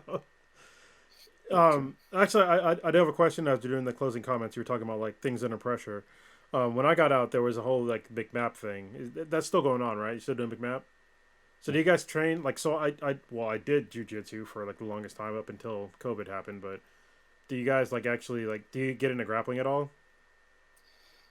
So throughout the program, yes. Yeah. Unfortunately, like it's kind of one of those things like that you can finish and you shouldn't be able to. Like I got my yeah, and it's a problem though. Like so in our field too, right? In being in technical field, I got my black belt in 2010.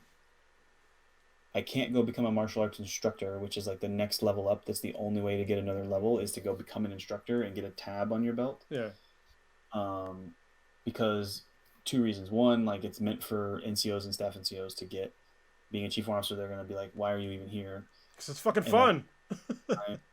But to the command, they think it's a waste of my time to go to this thing, right? Like I need to be doing my job. Yeah.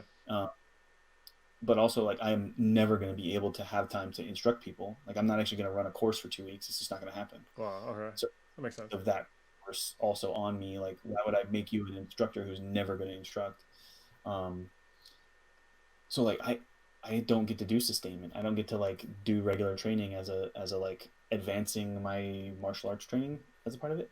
But I will caveat that with the training that we do up to black belt, and for those who do get the chance, for me it kind of, but I think that those who get the opportunities to continue to pursue it, become martial arts instructors, the program is actually really good because it's diverse, and I think it doesn't try to do something that was a topic when it was brought up, which was like pick a martial arts and just follow their course. And instead it's a Marine Corps combat martial arts system where like it is designed for you to understand that in a combat situation how to survive and how to kill the other person. And that is not how a lot of martial arts programs are designed. It's like disable or just deconflict. Like this is how to kill the other person who is trying to kill you, and it is definitely a different martial arts system than a lot of the ones I've done. So I was like, this is pretty interesting as I was learning it, and I'm glad I had a chance to get my black belt. So yeah, it took me. So I did a little bit of McMap and obviously, line training back in the day, and it's way back in the day, I guess at this point. But I started training jiu-jitsu like a while back, and I've been thinking like 7 years in at this point. I should have been a brown belt this year, but obviously COVID happened, so I had to stop training. I'm a purple belt. But I would love to come down and just like train with some Marines and see like what like grappling, like what their grappling levels are, and like see like how cool that is. I think what you'd find is that the situations we generally got into, like the arm bars and like the bent arm bars, a couple other things too, like they'll take it a little too far generally, because like if Put on tap. Hard don't recognize the tap. Yeah. because the idea is right mentally, I'm going to die if I don't take a little bit of pain and figure out how to get out of this. So remembering like while you're getting flexed out and like arm bent, what is the counter to this? And you have to put your brain in a calm state to remember what I'm physically supposed to do to move, Yeah. and don't tap, because the opponent's not going to give a shit that you tapped in the reality. So you have to know how to move and not have your shoulder torn out. Yeah, that's also that's honestly like when I first started training, I had a similar mindset a little bit, but then I was like, well, if my arm's broken, like how effective am I as a fighter? Yeah. But it's because the martial arts mentality is a little different than it has to be for the Marine Corps martial arts, where Yeah. how do I train tomorrow, right? How do I train tomorrow with this guy? How do we do the next bout? How do we continue getting better? Whereas we're trying to teach them, how do you not die right now? Yeah. Like, how do you go from this to getting some advantage to at least get up and get a position, get your knife, or get someone else to help you, but find a stick. Like we literally teach you, like, look, as soon as you're up, like be looking for anything else. Yeah. And so we will while training, because I, as a black belt, I still had like 5 months in Afghanistan as a black belt. So then my black belt martial arts instructor had me like doing assistant training stuff the whole time. And so we would, during drills, would have training devices like out and around the room, so that wherever your grappling ended up with you getting up, your whole goal was to look and be like, there's a kendo stick, or there's a a rock shaped foam piece, and you would pick that up, and that's like you're ready for the next step of the fight, to smash dude's head with a rock. And Oh, that's cool.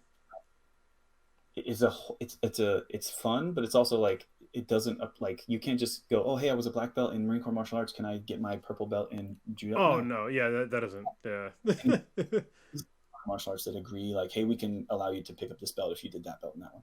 No, there's none of that transferring over. Yeah, no, actually, I've rolled with plenty of Marines that were active Marines or reserve Marines at my, well, I guess former school, because they had to close down.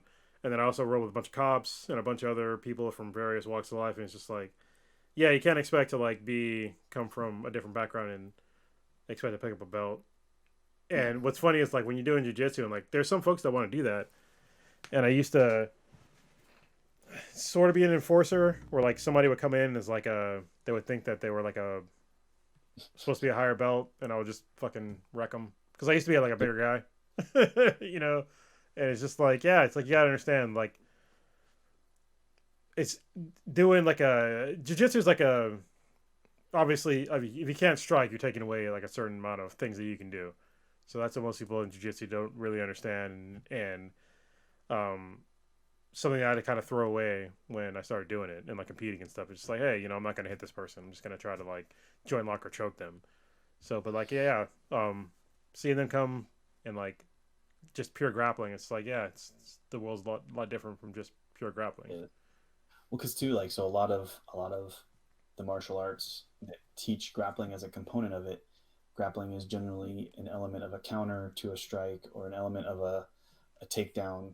It's not its own independent piece that is the entire martial arts for that. So it makes it different. Like, how do you get inside a punch and like move to a grip if there is no punch ever? Yeah. So it's a whole different mindset. I like that. I've studied it but haven't ever done it, so I'd really like to at some point, but it's not time. Yeah. Well, and right now, like you said, it's really not an option. Yeah, I got you. All right, well, let's wrap it up, because we're approaching, well, it's past 2 hours, so A little bit, Pat. yeah, and I don't want you to get in more trouble than you're already in, so yeah. I'm good. That's what you say now. I got with Enrique at 4:40, so feel bad. Jesus Christ, I'm not working out tomorrow. I'm gonna probably drink another beer, maybe start Cyberpunk, and then get up with my toddler whenever she gets up in the morning. So nice. Yeah, well, and then you have no idea what that time is gonna be. So yeah, it could be 7 a.m. No, it's not 7 a.m. I'll just go back to bed. It'll be after 8. So, and then I'll work out. The talk. Yeah. Thanks for pulling me up on UBI. I think that was a good one. I think I'm where you were, where not 100% sure. I think I like the idea of us taking care of each other. And I think it's an implementation thing. I think is $1,000 to every person the right answer? I don't know. But I think something needs to be talked about, right? We need to decide how much of this is our responsibility to each other as human beings, and what's the solution to getting there. I definitely have to do more research, especially like you said on Andrew Yang, his stuff about it. I like pulled up the tab and was like, man, there's, and you mentioned another time, I was like, man, that's like exactly how I would think. Again, running for Democrat side, so I'm sure there's plenty of his platform pieces that I don't agree with, but Yeah, I do think topic has got to be something I need to look at so I can better incorporate it into my understanding of things. I don't think so. This is the problem that I have with Andrew Yang. I don't think he should have ran as a Democrat. I think he should have ran as like probably an independent or another third party. That's why he got stonewalled in pretty much all the debates. But if you want to like listen to like what he has to say, like if you listen to like his first podcast on Joe Rogan Experience, he breaks down this stuff in like way more depth, and he has like his own podcast now. But just listen to his thing on Joe Rogan's podcast, and he goes into way more depth than what I went into. And it's like before that podcast, I was like, I never heard of that guy before. And once he broke it down, I was like, oh, this is interesting. Then I started looking up, like, how do you pay for it? Blah, blah, blah. And yeah, I wrote him in as president for 2020. Nice. Yeah, I really did. I didn't give a fuck. I already knew Joe Biden was going to be the candidate for California, so I didn't even fucking feel bad. Plus, I couldn't vote for Joe Biden anyway, so, or President Trump. So yeah. I just wish there was more support for additional parties throughout our system, but that's maybe a conversation for another day. Oh yeah, I mean, like I said, last time I was going to vote for Gary Johnson, but you know he had no viability. So I guess it's my topic next, and that might be what I'll come up with. We'll figure it out between now and then. Third party systems could be. Yeah. Well, next one's on you, man. So we'll do it. Okay. All right. All right. Thanks for the conversation, man. I'll talk to you later. Yep. Later. I needed to show you this since I went and got a new one. I hadn't showed you this earlier, so it's got the koozie on it. Oh, nice. Think I do the Imperial March?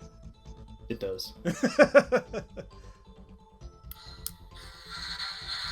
fucking dope. Yeah. That's like the peak of nerdness right there.